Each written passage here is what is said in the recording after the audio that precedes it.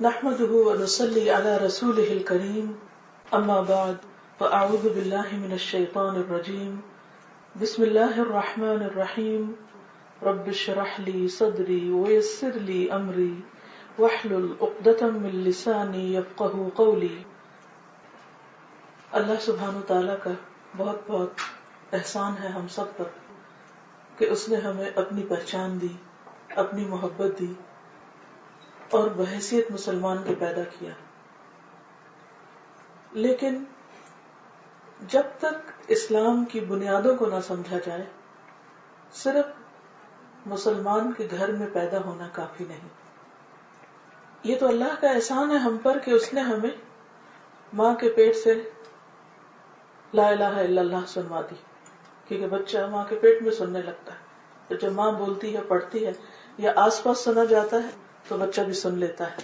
پھر جب وہ پیدا ہوتا ہے تو پھر اس کے سامنے ایسی آوازیں بلند ہوتی ہیں۔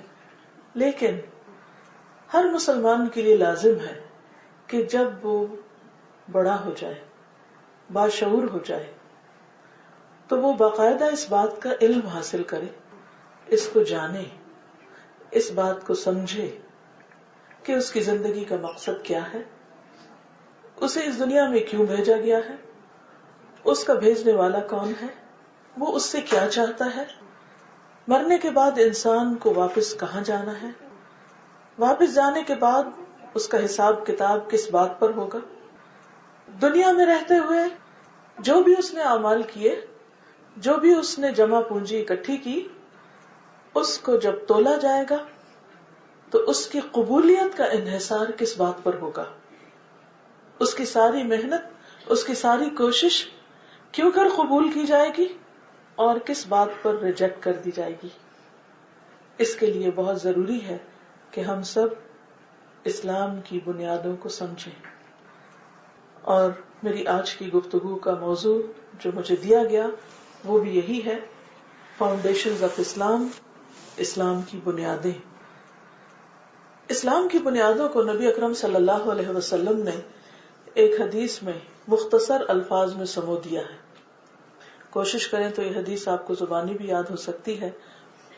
ابن عمر سے روایت ہے، عن ابن عمر رضی اللہ عنہما قال قال رسول اللہ صلی اللہ علیہ وسلم بنی الاسلام علی خمس، شہادت اللہ الہ الا اللہ وان محمد رسول اللہ واقام الصلاة وایتاء الزکاة والحج وصوم رمضان۔ عبداللہ بن عمر رضی اللہ عنہما سے روایت ہے کہ رسول اللہ صلی اللہ علیہ وسلم نے فرمایا، اسلام کی بنیاد 5 چیزوں پر قائم کی گئی ہے، یعنی 5 چیزیں بنیاد میں ہیں، پھر اس کے بعد پلرز ہیں اور آگے اس کی مزید شاخیں۔ کیا ہے وہ 5 چیزیں؟ اس بات کی گواہی دینا کہ اللہ کے سوا کوئی معبود نہیں اور محمد صلی اللہ علیہ وسلم اللہ کے سچے رسول ہیں، نماز قائم کرنا، زکوٰۃ ادا کرنا، حج کرنا، رمضان کے روزے رکھنا۔ جو شخص ان 5 چیزوں کی پابندی کرتا ہے، ان پر یقین رکھتا ہے، وہ دراصل اسلام میں داخل ہو جاتا ہے، وہ مسلمان کہلاتا ہے۔ ابن عمر ہی سے مروی ہے کہ جبریل علیہ السلام نے نبی صلی اللہ علیہ وسلم سے سوال کیا کہ مل اسلام، اسلام کیا ہے؟ جب ایک روز وہ سفید کپڑوں میں بالکل صاف ستھرے نبی صلی اللہ علیہ وسلم کی خدمت میں حاضر ہوئے اور آپ کے سامنے گھٹنے ٹیک کر بیٹھے ایک طالب علم کی حیثیت سے اور آپ سے کچھ سوال کیے، اور آپ صلی اللہ علیہ وسلم نے ان میں سے جن سوالوں کے جواب آپ کو آتے تھے وہ دیے، لیکن قیامت کب قائم ہوگی اس کے بارے میں آپ نے جواب نہیں دیا کہ سوال کرنے والے سے زیادہ میرا علم نہیں ہے۔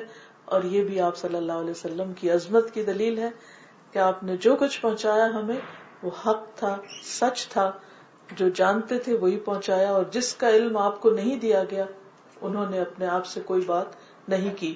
وَمَا يَنطِقُ عَنِ الْهَوَىٰ إِنْ هُوَ إِلَّا وَحْيٌ يُوحَىٰ، کہ وہ اپنے آپ سے باتیں نہیں کرتے بلکہ جو کچھ ہمیں پہنچایا وہ وہی ہے جو وحی کے ذریعے آپ کو دیا گیا۔ تو اس سوال کے جواب میں بھی آپ نے فرمایا کہ اسلام یہ ہے کہ تم اس بات کی گواہی دو کہ اللہ کے سوا کوئی معبود نہیں، یعنی معبود برحق نہیں، اور محمد صلی اللہ علیہ وسلم اللہ کے رسول ہیں، اور تم نماز قائم کرو، زکوٰۃ ادا کرو، اور حج اور عمرہ کرو. اور ایک اور روایت میں غسل جنابت کا بھی ذکر کیا اور مکمل وضو کا، کیونکہ وہ نماز کی شرائط میں سے ہے، اور رمضان کے روزے رکھا کرو.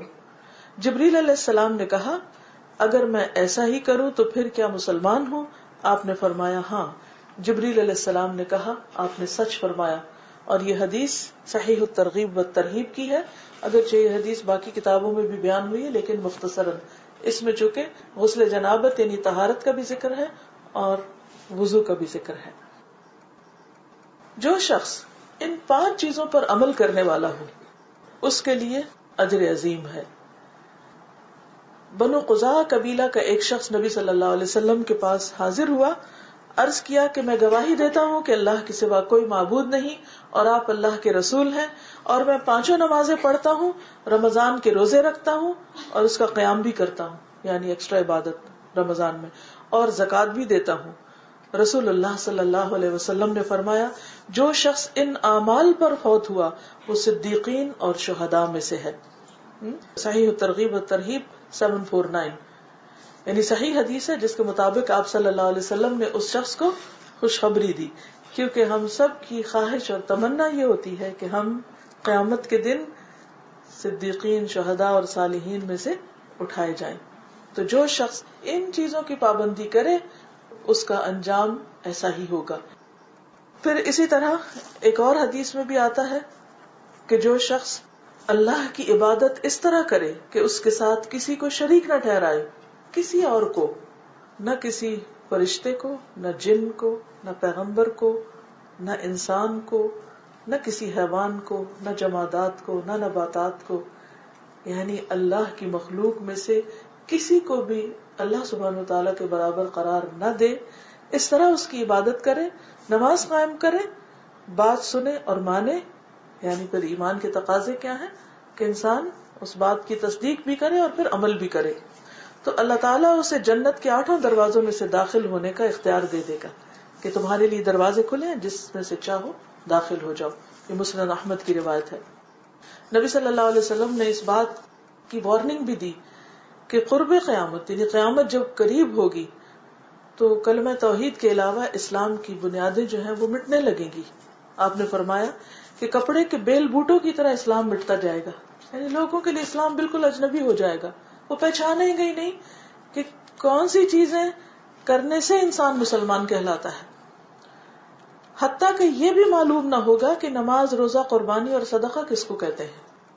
اور آج دنیا میں کئی ایسی نیشنز ہیں جہاں پر لوگ صرف لا الہ الا اللہ کہتے ہیں، محمد الرسول اللہ بھی نہیں کہتے.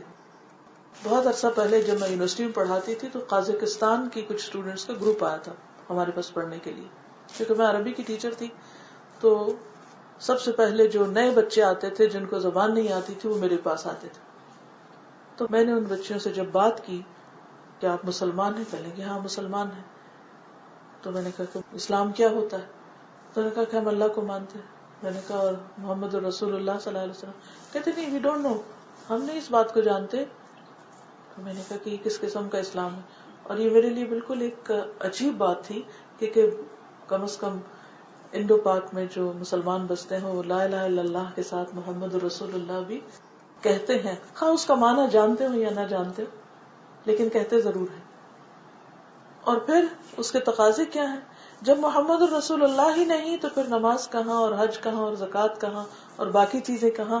کیونکہ ان سب چیزوں کا عملی طریقہ تو خود رسول اللہ صلی اللہ علیہ وسلم نے ہمیں سکھایا. اور آپ صلی اللہ علیہ وسلم نے فرمایا کہ زمین میں ایک آیت بھی باقی نہ رہے گی، لوگوں میں سے جو بوڑھے مرد اور بوڑھی خواتین بچیں گی وہ کہیں گی ہم نے اپنے آباء و اجداد کو یہ کلمہ لا الہ الا اللہ کہتے سنا اور ہم اب یہ کہہ رہے ہیں. یعنی وہ صرف سنے سنائے پہ کہہ رہے ہوں. تو آپ دیکھیے کہ کس قدر خطرناک بات ہے کہ ہم مسلمان ہوتے ہوئے صرف سنی سنائی پہ لا الہ الا اللہ کہہ رہے ہوں کہ ہمارے ماں باپ کہتے تھے اس لیے ہم کہتے. صرف ان نیشنز کی بات نہیں کہ جہاں پر جبراً ایسے قوانین نافذ کیے گئے کہ لوگوں کو اپنا اسلام چھپانا پڑا.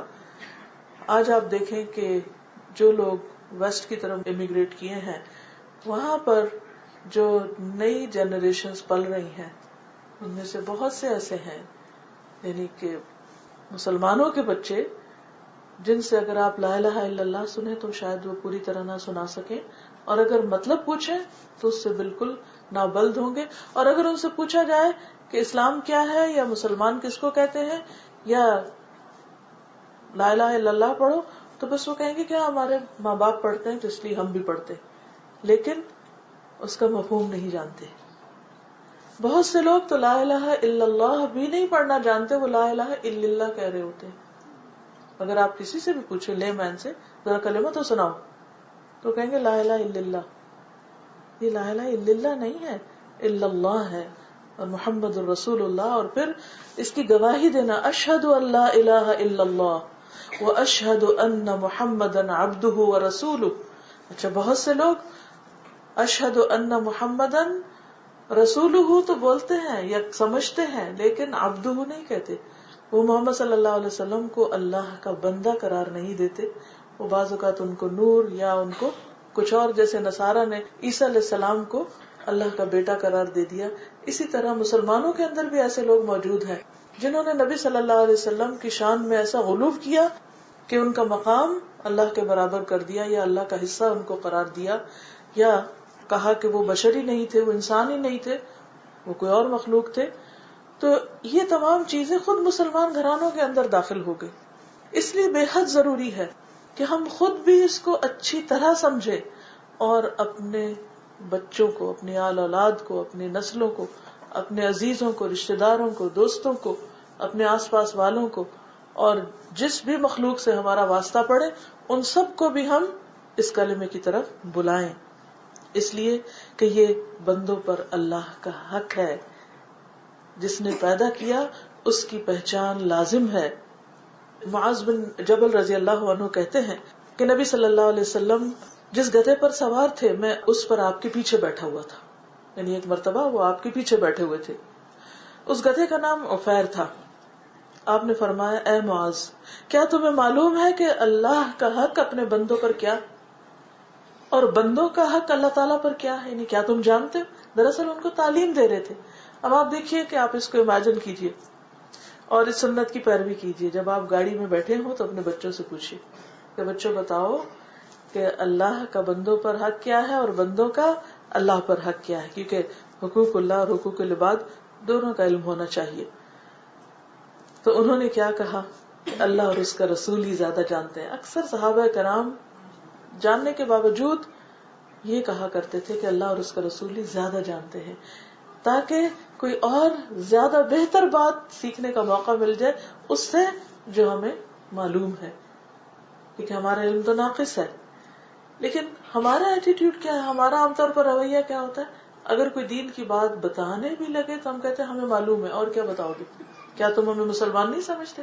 اگر یہ کہا جائے کہ توحید کا علم حاصل کرو تو کہیں گے کہ کیا ہم مسلمان نہیں، کیا ہم موحد نہیں؟ یعنی وہ سیکھنا ہی نہیں چاہیں گے، آگے بڑھنا نہیں چاہیں گے.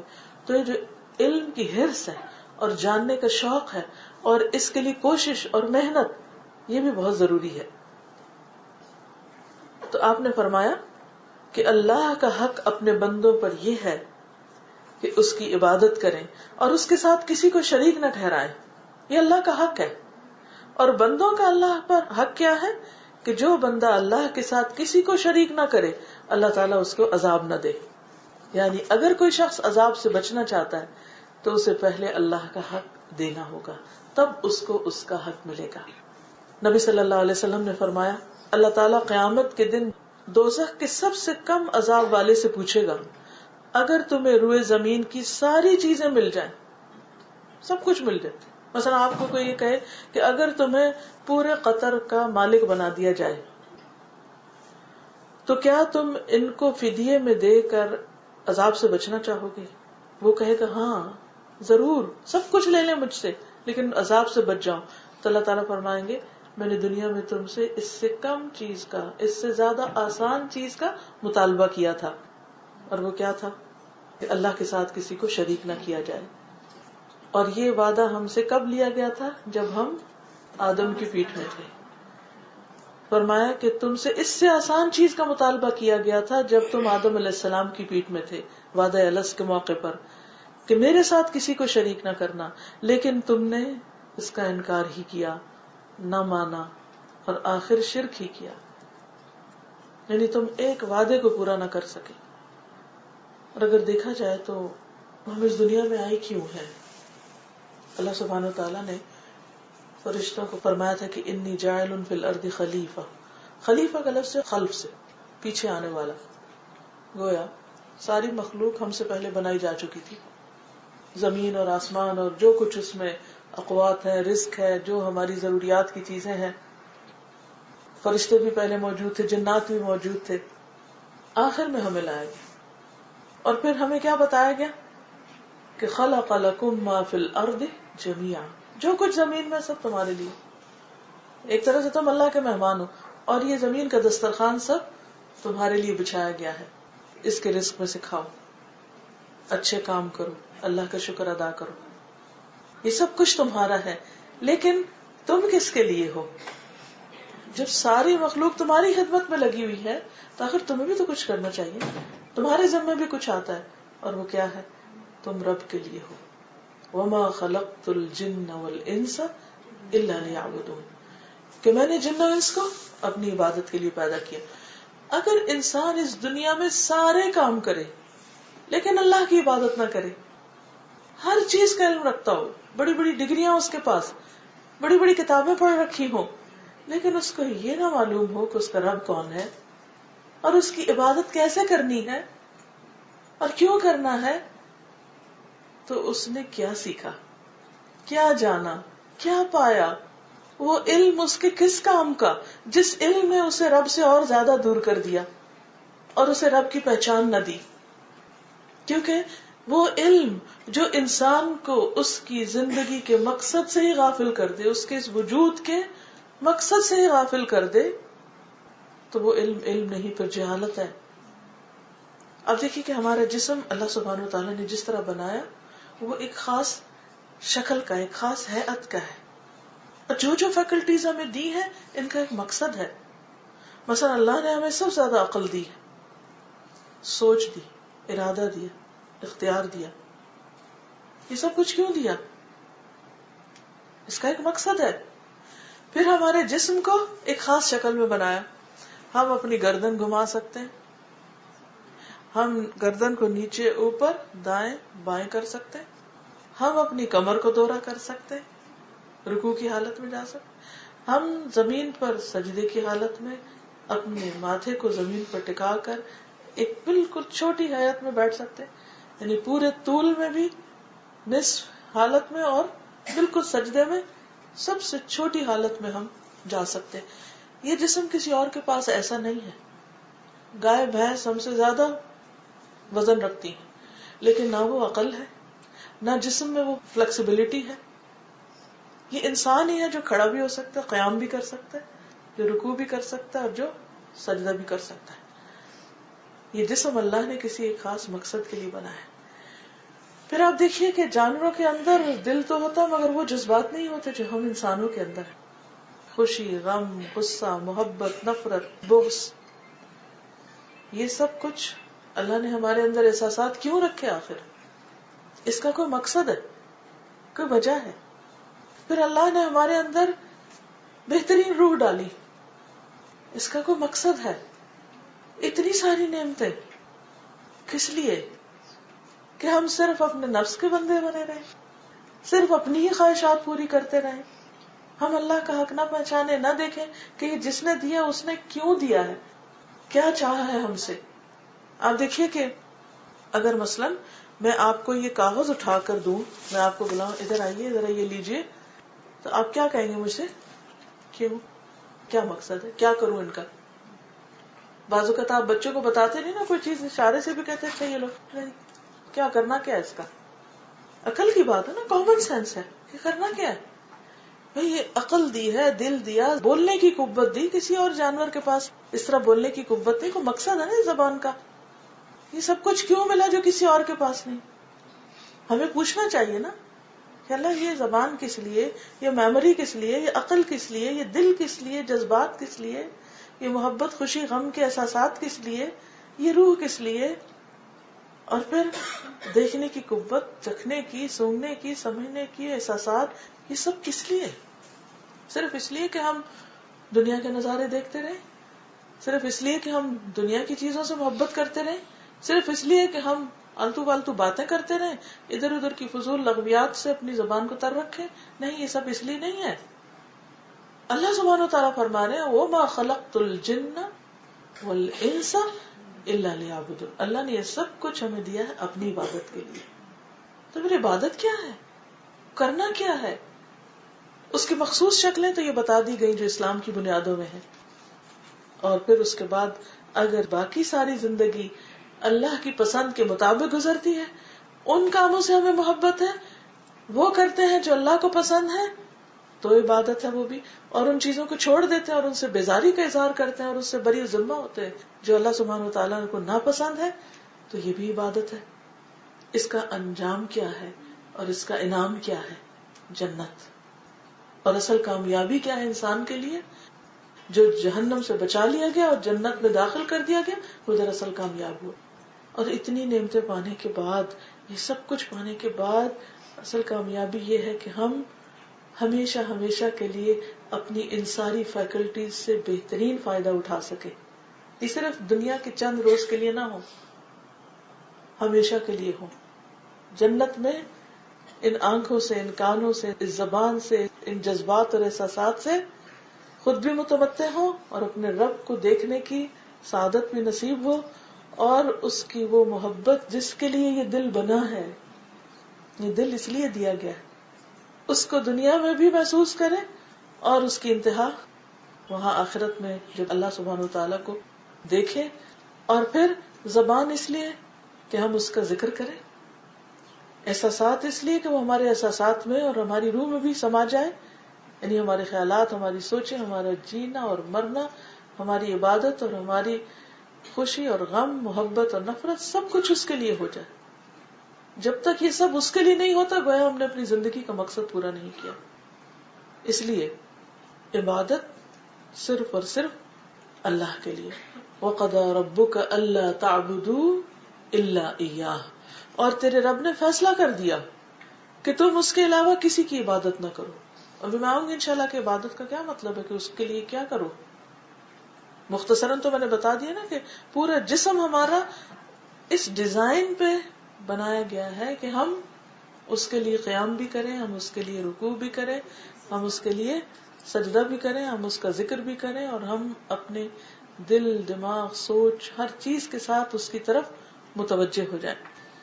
پھر آپ دیکھیے کہ تمام انبیاء کی یہی دعوت تھی. جتنے بھی انبیاء دنیا میں آئے، آدم علیہ السلام سے لے کے محمد صلی اللہ علیہ وسلم تک، سب نے ایک ہی طرف بلایا وَلَقَدْ بَعَثْنَا فِي كُلِّ أُمَّةٍ رَسُولًا أَنِ اعْبُدُوا اللَّهَ وَاجْتَنِبُوا الطَّاغُوتَ. اور ہم نے ہر امت میں ایک رسول بھیجا جو انہیں یہی کہتا تھا کہ اللہ کی عبادت کرو اور طاغوت سے بچو، یعنی شیطان کی عبادت سے بچو. شیطان جس طرف تمہیں بلاتا ہے اس سے پرہیز کرو. پھر اسی طرح تمام انبیاء نے اپنی دعوت کا آغاز توحید سے کیا. آج آپ دیکھیں کہ دنیا میں بہت سے لوگ اللہ کی طرف بلا رہے ہیں، دین کی خدمت کر رہے ہیں، دین کی دعوت دے رہے ہیں، لیکن اگر آپ ایک ایک دعوت کو اینالائز کریں، اس پر غور کریں کہ کس کی طرف بلا رہے ہیں لوگ، تو کوئی حزبیہ ہے، عنصریہ ہے، کوئی مشرق ہے، کوئی مغرب ہے، کوئی ایجنڈا رکھتا ہے، کوئی. لیکن دیکھنا یہ چاہیے کہ نبی صلی اللہ علیہ وسلم نے سب سے پہلے لوگوں کو کس چیز کی طرف بلایا، وہ کون سا نقطہ تھا؟ وہ تھا لا الہ الا اللہ کا. حدیث میں آتا ہے، ربیعہ بن عباد کہتے ہیں کہ میں نے رسول اللہ صلی اللہ علیہ وسلم کو مدینہ میں ہجرت کرنے سے پہلے منا میں دیکھا. آپ لوگوں کے پاس جا جا کر اپنی دعوت پیش کر رہے تھے، خود جاتے تھے، خود اپروچ کرتے تھے. آج مسلمانوں کا حال کیا، کوئی آ جائے تو ہمیں یہ سمجھ نہیں آتی کہ مسلمان کیسے کرنا ہے، کسی کیا بتائیں، وہیں بوکھلا جاتے ہیں. پھر ڈھونڈتے ہیں کوئی امام مسجد میں لے کے، کہاں لے جائیں، کیا کریں. حالانکہ تو ہر مسلمان کا کام ہے کہ وہ دعوت دے، اور جو مسلمان ہونا چاہے اس کے لیے ایک لمحے کی بھی دیر نہ کرے، وہیں کلمہ لا الہ الا اللہ پیش کرے اور مسلمان کرے اس کو. کوئی پتہ نہیں اگلے لمحے وہ فوت ہو جائے، پھر اس کا وبال کس پر ہوگا. تو بہرحال آپ صلی اللہ علیہ وسلم نے یہی فرمایا کہ ان تعبدوہ ولا تشرکوا بہ شیئا، کہ اس کی عبادت اور اس کے ساتھ کسی کو شریک نہ ٹھہرانا. ربیہ بن عبادی کہتے ہیں، انہوں نے جاہلیت کا زمانہ بھی پایا تھا اور بعد میں مسلمان بھی ہوئے تھے. کہتے ہیں کہ میں نے رسول اللہ صلی اللہ علیہ وسلم کو ذی المجاز نامی ایک بازار میں دیکھا. اب دیکھیے کہ دعوت کی جگہ کون سی ہے، جہاں لوگ ہوتے ہیں، مارکیٹ پلیسز. لوگوں کے سامنے اپنی دعوت پیش کرتے ہوئے آپ نے دیکھا. آپ کیا فرما رہے تھے؟ اے لوگو لا الہ الا اللہ کہو تاکہ تم کامیاب ہو جاؤ. وہ گلیوں میں داخل ہوتے جاتے، لوگ ان کے گرد جمع ہوتے جاتے، کوئی ان سے کچھ نہیں کہہ رہا تھا اور وہ خاموش ہوئے بغیر اپنی بات دہرائے جا رہے تھے. ایھا الناس قولوا لا الہ الا اللہ تفلحوا. یہ تھا آپ کی دعوت کا انداز کہ آپ جاتے ہیں مارکیٹ میں، ایک گلی میں جاتے، دوسری میں، اور کچھ اور نہیں کہتے، نہ نماز، نہ روزہ، نہ حج، نہ زکوٰۃ. پہلی بات کیا؟ قولوا لا الہ الا اللہ تفلحوا. اور لوگ ان کے گرد اکٹھے ہو رہے ہیں، پھر بکھر جاتے ہیں، پھر اور آ جاتے ہیں، اور آپ یہی کہے جا رہے ہیں. آج ہم کیا کر رہے ہیں؟ ہم کیا کہے جا رہے ہیں؟ ہمارا ہم و غم کیا ہے؟ ہمارے سامنے بھی بہت سے ایسے لوگ ہیں جو صرف اتنی بات نہیں جانتے لا الہ الا اللہ کی، اور ہم ان کو کچھ بھی نہیں کہتے، اور ہم انتظار کرتے رہتے ہیں پہلے ماحول پیدا کر لیں پھر بتائیں گے. کیا نبی صلی اللہ علیہ وسلم نے ماحول پیدا کیا تھا اور پھر بتایا تھا؟ اسٹریٹ اپ سیدھی جا کے بات بتائی تھی، اور کوئی مشکل نہیں اس میں. جس سے آپ ملیں، سلام دعا کریں، بات کریں، پوچھیں کیا دین ہے تمہارا، کس کو مانتے ہو، کتنے خدا مانتے ہو، اور فوراً لے آئیں کہ نہیں، لا الہ الا اللہ ایک ہی ہے، سب نہیں ہے. کسی کرسچن سے پوچھیں کہ عیسیٰ علیہ السلام کو کیا مانتے ہو، خدا مانتے ہو یا رسول مانتے ہو، خدا کا بیٹا مانتے ہو، کیا مانتے ہو؟ اگر وہ کہیں تو وہاں اس کی وضاحت کر دیں. کسی ہندو سے ملے تو اس سے پوچھیں کتنے مانتے ہو، کس کس کو مانتے ہو، اس کہیں نہیں کوئی نہیں، بس صرف ایک ہے وہ جس نے ان سب چیزوں کو بنایا. سیدھی سی بات. اور میرا یہ ذاتی تجربہ ہے، بلیو می، کہ جب لوگوں سے تھوڑی دیر بھی بات کی، سمپل انداز میں بات کی، تو تیار ہو گئے کہ اچھا. مجھے ہمیشہ یہ ہوتا ہے کہ یہ لا الہ الا اللہ کا اگر کوئی اس وقت اقرار کر رہا ہے اور اس کو سمجھ آ گئی یہ بات، تو اس کو منہ سے بھی کہلوا دے. ہم سوچتے ہیں اچھا پتہ نہیں اس کے بعد وہ کیا کرے گا، پتہ نہیں وہ نماز پڑھے گا یا نہیں، اور بھائی بات کی آپ ایک قدم اٹھا لیں، باقی کوئی اور اٹھا لے گا، سب ہم ہی نے تھوڑی کرنا ہے. لیکن جو ہمیں میسر ہے وہ ہم تو کریں. بعض اوقات ہم لوگوں کو نماز تو سکھاتے رہتے ہیں، اپنے بچوں کو بھی نماز سکھا دیتے یا اوروں کو سکھا دیتے، لیکن اگر توحید ہی پختہ نہیں تو نماز کا فائدہ کیا ہوگا؟ وہ ہاتھ باندھ کے تو کہیں گے ایاک نعبد و ایاک نستعین، لیکن عملی زندگی میں اللہ کی محبت سب سے زیادہ نہیں، تو بات نہیں بنی. کیونکہ لا الہ الا اللہ کا ایک مطلب ہے، الہ کون ہوتا ہے، کیا تقاضا ہے اس کا علم حاصل کرنا ضروری ہے. نبی صلی اللہ علیہ وسلم نے فرمایا اللہ تعالیٰ نے مجھے یہ پیغام دے کر بھیجا کہ صلہ رحمی کرنا، بتوں کو توڑنا، اور یہ کہ اللہ کو ایک ماننا اور اس کے ساتھ کسی کو شریک نہ کرنا. اسی طرح امت مسلمہ کے فرائض میں سے بھی سب سے پہلے اللہ کے حق کی طرف بلانا. ہم سب کے حقوق کی بات کرتے ہیں، اتفاق سے آج ویمنس ڈے ہے، عورتوں کے حقوق کا دن، کیسے کیسے تگ و دو والی عورتوں کے حقوق، مردوں کے حقوق، بچوں کے حقوق، parents day, mothers day, fathers day, teachers day, پتہ نہیں کس کس کا ڈے. سال کے ہر دن میں کوئی ڈے ہے، سب کے حقوق کی خبر ہے. حتیٰ کہ جانوروں، چڑیا پرندے کے حقوق کے لیے رو رہے ہیں لوگ، مچھلیوں کے حقوق کے لیے پریشان ہیں. بڑی بڑی تنظیمیں بنی، میں نہیں کہتی کہ نہیں، ضرور کریں، انوائرنمنٹ کا خیال کریں، چڑیا پرندے کا بھی خیال کریں، ہمارے دین نے ہمیں یہ سکھایا ہے. لیکن جس نے چڑیا پرندے کو پیدا کیا ہے اس کو بھی تو پہچانے، یہ بھی تو کرنے کا کام ہے، یہ بھی تو ایک ذمہ داری ہے. اس لیے اگر ہم لوگوں کو دین کی طرف بلائیں تو سب سے پہلے توحید. ابن عباس سے روایت ہے کہ جب آپ نے معاذ بن جبل کو یمن کی طرف بھیجا گورنر بنا کر، تو ان سے فرمایا کہ دیکھو تم ایک ایسی قوم کے پاس جا رہے ہو جو اہل کتاب ہیں، یعنی یہود و نصارہ ہیں. اس لیے سب سے پہلے انہیں اللہ کی عبادت کی دعوت دینا، یہ پہلا نقطہ ہے، اور کسی چیز سے شروع نہیں کرنا، کیونکہ اگر یہ نہیں ٹھیک تو باقی چیزوں کا فائدہ نہیں. جب وہ اللہ تعالیٰ کو پہچان لیں، یعنی اسلام قبول کر لیں، تو انہیں بتانا کہ اللہ نے ان کے لیے دن اور رات میں 5 نمازیں فرض کی ہیں. جب وہ انہیں ادا کر لیں تو بتانا کہ اللہ نے ان پر زکوٰۃ بھی فرض کی ہے، جو ان کے سرمایہ داروں سے لی جائے گی اور ان کے فقیروں میں تقسیم کی جائے گی. جب وہ اسے بھی مان لیں تو ان سے زکوٰۃ وصول کرنا، البتہ ان کی عمدہ چیزیں بطور زکوٰۃ لینے سے پرہیز کرنا، کیونکہ انسان کے دل میں مال کی محبت ہے. ایسا نہ ہو کہ وہ یہ دیکھیں کہ ہمارا بہترین مال زکوٰۃ میں چلا جاتا ہے تو کہیں دین سے دور نہ ہو جائے. بہرحال اب آپ دیکھیے کہ اس میں ایک اور چیز بھی نظر آتی. پہلی چیز کیا ہے؟ لا الہ الا اللہ.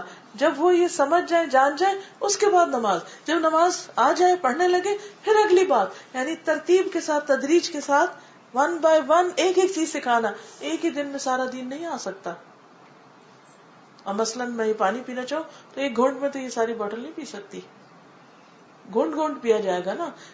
یہ فطری اصول ہے، تھوڑا تھوڑا کر کے، سٹیپ بائی سٹیپ. تو اس لیے اگر آپ کسی کو اسلام کی طرف بلائیں تو اس کو بھی ایک کے بعد ایک چیز سکھائیں. پھر اسی طرح اعمال کی قبولیت کا دار و مدار بھی توحید پر ہے. سورۃ الزمر میں اللہ تعالیٰ فرماتے ہیں وَلَقَدْ أُوحِيَ إِلَيْكَ وَإِلَى الَّذِينَ مِن قَبْلِكَ لَئِنْ أَشْرَكْتَ لَيَحْبَطَنَّ عَمَلُكَ وَلَتَكُونَنَّ مِنَ الْخَاسِرِينَ. نبی صلی اللہ علیہ وسلم کو خطاب ہے کہ تمہاری طرف یہ وحی کی جا چکی ہے اور ان لوگوں کی طرف بھی جو تم سے پہلے تھے، کیا کہ اگر تم نے شرک کیا تو تمہارے عمل برباد ہو جائیں گے اور تم خسارہ اٹھانے والوں میں شامل ہو جاؤ گے، یعنی سارے اعمال ضائع ہو جائیں گے. ایک اور جگہ پہ فرمایا سورۃ الانعام میں ذَلِكَ هُدَى اللَّهِ يَهْدِي بِهِ مَن يَشَاءُ مِنْ عِبَادِهِ وَلَوْ أَشْرَكُوا لَحَبِطَ عَنْهُمْ مَا كَانُوا يَعْمَلُونَ. سورۃ الانعام. یہ اللہ کی ہدایت ہے، اپنے بندوں میں سے جسے وہ چاہتا ہے عطا کرتا ہے، یعنی اس ہدایت پہ چلاتا ہے. اور اگر وہ لوگ یعنی انبیاء بھی شرک کرتے تو ان کا سب کیا کرایا برباد ہو جاتا. تو اگر انبیاء کو یہ کہا جا رہا ہے تو ہم انسانوں کی تو بات ہی پھر کیا ہے. ہمارے پاس ویسے اعمال تو ہے نہیں جو انبیاء کے پاس ہے، لیکن اگر انبیاء بھی شرک کرے تو ان کے باقی اعمال قبول نہیں. تو یہ نقطہ اچھی طرح سمجھنے کا ہے، دل میں اتارنے کا ہے کہ باقی جتنے بھی کرنے کے کام ہیں وہ اس وقت تک قبول نہیں جب تک توحید خالص نہیں، جب تک شرک کی نفی نہیں.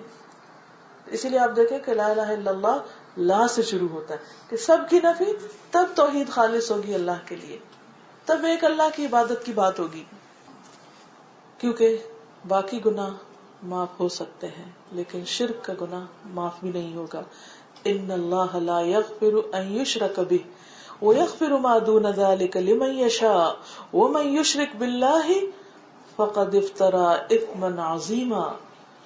اگر اللہ کے ساتھ کسی کو شریک کیا جائے تو یہ گناہ وہ کبھی معاف نہ کرے گا.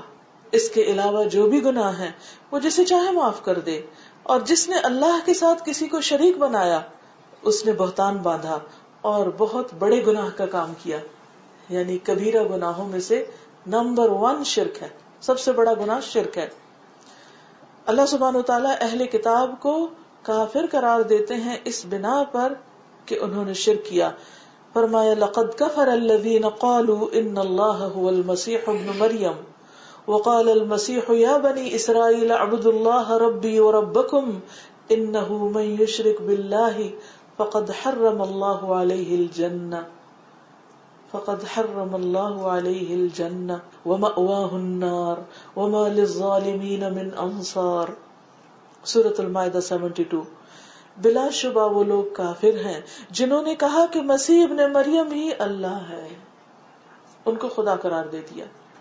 حالانکہ مسیح نے تو یہ کہا تھا کہ اے بنی اسرائیل اللہ کی عبادت کرو جو میرا رب بھی ہے اور تمہارا رب بھی. یعنی عیسیٰ علیہ السلام نے خود اس بات کی تعلیم نہیں دی تھی، کیونکہ جو شخص اللہ سے شرک کرتا ہے اللہ نے اس پر جنت حرام کر دی ہے اور اس کا ٹھکانہ آگ ہے.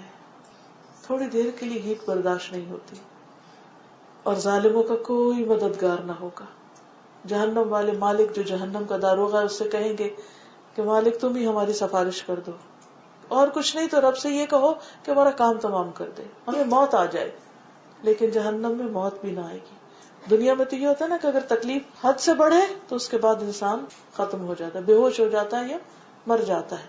لیکن قیامت کے دن تو پھر جہنم میں موت بھی نہیں آئے گی. ثم لا يموت فيها ولا يحيا، وہاں نہ موت اور نہ زندگی، یعنی زندگی وہ زندگی نہیں جس کو کوئی انجوائے کر سکے، اور اسی طرح موت بھی نہیں کہ جو انسان کے لیے مشکلات کے شر کے خاتمے کا ذریعہ بنے. اب ہم سب اس حد تک تو کہتے ہیں کہ ہم لا الہ الا اللہ پڑھتے ہیں اور ہم شرک سے بچتے ہیں، لیکن کیا ہمیں واقعی پتا ہے کہ شرک میں کیا کیا چیزیں آتی ہیں؟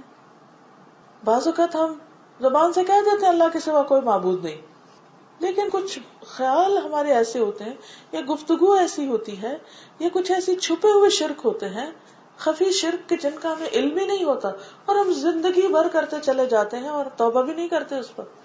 اس لیے بہت ضروری ہے کہ اس کی بھی اویئرنیس کریٹ کی جائے، اور چھوٹی سے چھوٹی چیز کے شرک کے جو شیڈو ہے اس سے بھی بچا جائے. حدیث میں آتا ہے، ابو موسیٰ اشعری کہتے ہیں کہ ایک دن رسول اللہ صلی اللہ علیہ وسلم نے ہمیں خطبہ دیتے ہوئے فرمایا، لوگوں اس شرک سے بچو کیونکہ اس کی آہٹ چیونٹی کی آہٹ سے بھی ہلکی ہوتی. کبھی کسی نے آواز سنی جب چیونٹی چلتی ہے؟ شرک کی جو آہٹ ہے، یعنی شرک ایسے داخل ہو جاتا ہے کہ پتہ بھی نہیں چلتا. آج میں دوپہر میں لیٹی تھی کہ چیونٹی آ گئی. میں نے کہا کہ پورا کمرہ بند ہے، کارپیٹ بچھا ہوا ہے، اوپر کی فلور ہے، کہیں کوئی راستہ نہیں، یہ کہاں سے آ گئی؟ پتہ بھی نہیں چلا، اور کہاں سے بیڈ پہ آ گئی. ایسے ہی ہوتا ہے نا کہ سارے بھی آپ نے بندوبست کر رکھے ہو، کہیں نہ کہیں سے چپکے سے آ جاتی ہے. آپ دیکھیے کہ صحابہ پریشان ہو گئے کہ اگر شرک یوں آ جاتا ہے تو پھر ہم اس سے کیسے بچ سکتے ہیں، فکر مند ہو گئے. نبی صلی اللہ علیہ وسلم نے فرمایا، تم یوں کہتے رہو، اے اللہ ہم اس بات سے آپ کی پناہ میں آتے ہیں کہ کسی چیز کو جان بوجھ کر آپ کے ساتھ شریک ٹھہرائیں، اور اس چیز سے معافی مانگتے ہیں جسے ہم جانتے ہی نہیں. وہ دعا ہے نا، اللہم انی اعوذ بک من ان اشرک بک وانا اعلم واعوذ بک ان اشرک بک وانا لا اعلم، کہ اللہ میں آپ کی پناہ میں اپنے آپ کو دیتا ہوں، آپ کی حفاظت میں، کہ میں جانتے بوجھتے ہوئے شرک کروں، کبھی ایسا نہ ہو، اور اس سے بھی کہ میں انجانے میں کر جاؤں اور مجھے پتہ بھی نہ ہو. اور اس دعا کے جو صحیح ترغیب و ترہیب کے الفاظ ہیں، اللہم انا نعوذ بک من ان نشرک بک شیئا نعلمہ ونستغفرک لما لا نعلم، کہ اللہ اس سے بھی بچانا، وہ بھی معاف کر دینا جس کا ہمیں پتہ ہی نہیں چلا، کیونکہ بہرحال ہم انسان ہیں. اس لیے لازم ہے کہ ہم لا الہ الا اللہ کا مفہوم جانیں. قرآن مجید میں آتا ہے سورۃ محمد میں، فَعْلَمْ أَنَّهُ لَا إِلَهَ إِلَّا اللَّهُ، تم جان لو کہ اللہ کے سوا کوئی الہ نہیں ہے. اب توحید ہم یہ کہتے ہیں کہ ہاں اللہ ایک ہے، اس کا کوئی شریک نہیں، لیکن اس کا مطلب کیا ہے کہ ایک ہے؟ کس چیز میں ایک ہے؟ اپنے الہ ہونے میں ایک ہے کہ عبادت صرف اس کی ہو. تو اس میں توحید کی تفصیل جاننا ضروری ہے کہ توحید ہے کیا. ایک حدیث میں آتا ہے، ابن عباس کہتے ہیں کہ ایک دن وہ حضور صلی اللہ علیہ وسلم کے پیچھے سوار تھے. رسول اللہ صلی اللہ علیہ وسلم نے ان سے فرمایا، اے لڑکے میں تجھے چند کلمات سکھاتا ہوں، یعنی کہ میں تمہیں چند کلمات سکھاتا ہوں، اور آپ نے ان کو سکھائے. وہ روایت ہم تک بھی پہنچی، وہ کلمات ہمیں بھی سیکھ لینے چاہیے، وہ باتیں ہمیں بھی سیکھنی چاہیے. وہ کیا ہے؟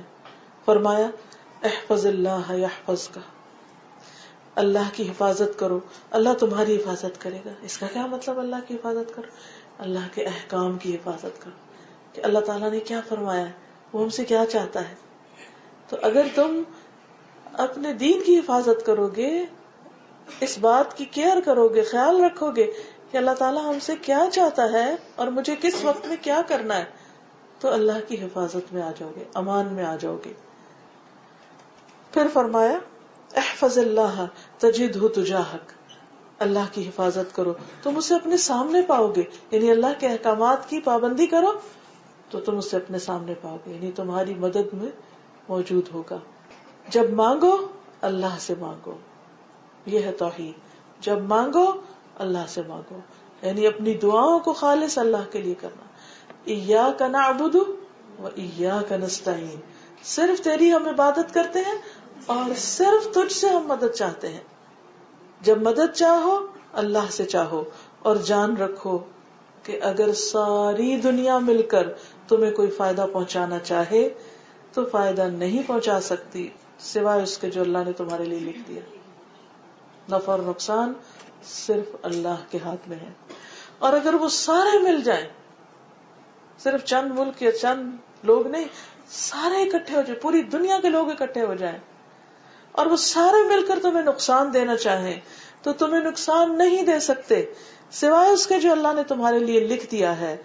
قلم اٹھا لیے گئے، صحیفے خشک ہو گئے. یعنی ہر چیز کا مالک اللہ ہے، حتیٰ کہ نفع نقصان کا مالک بھی وہ.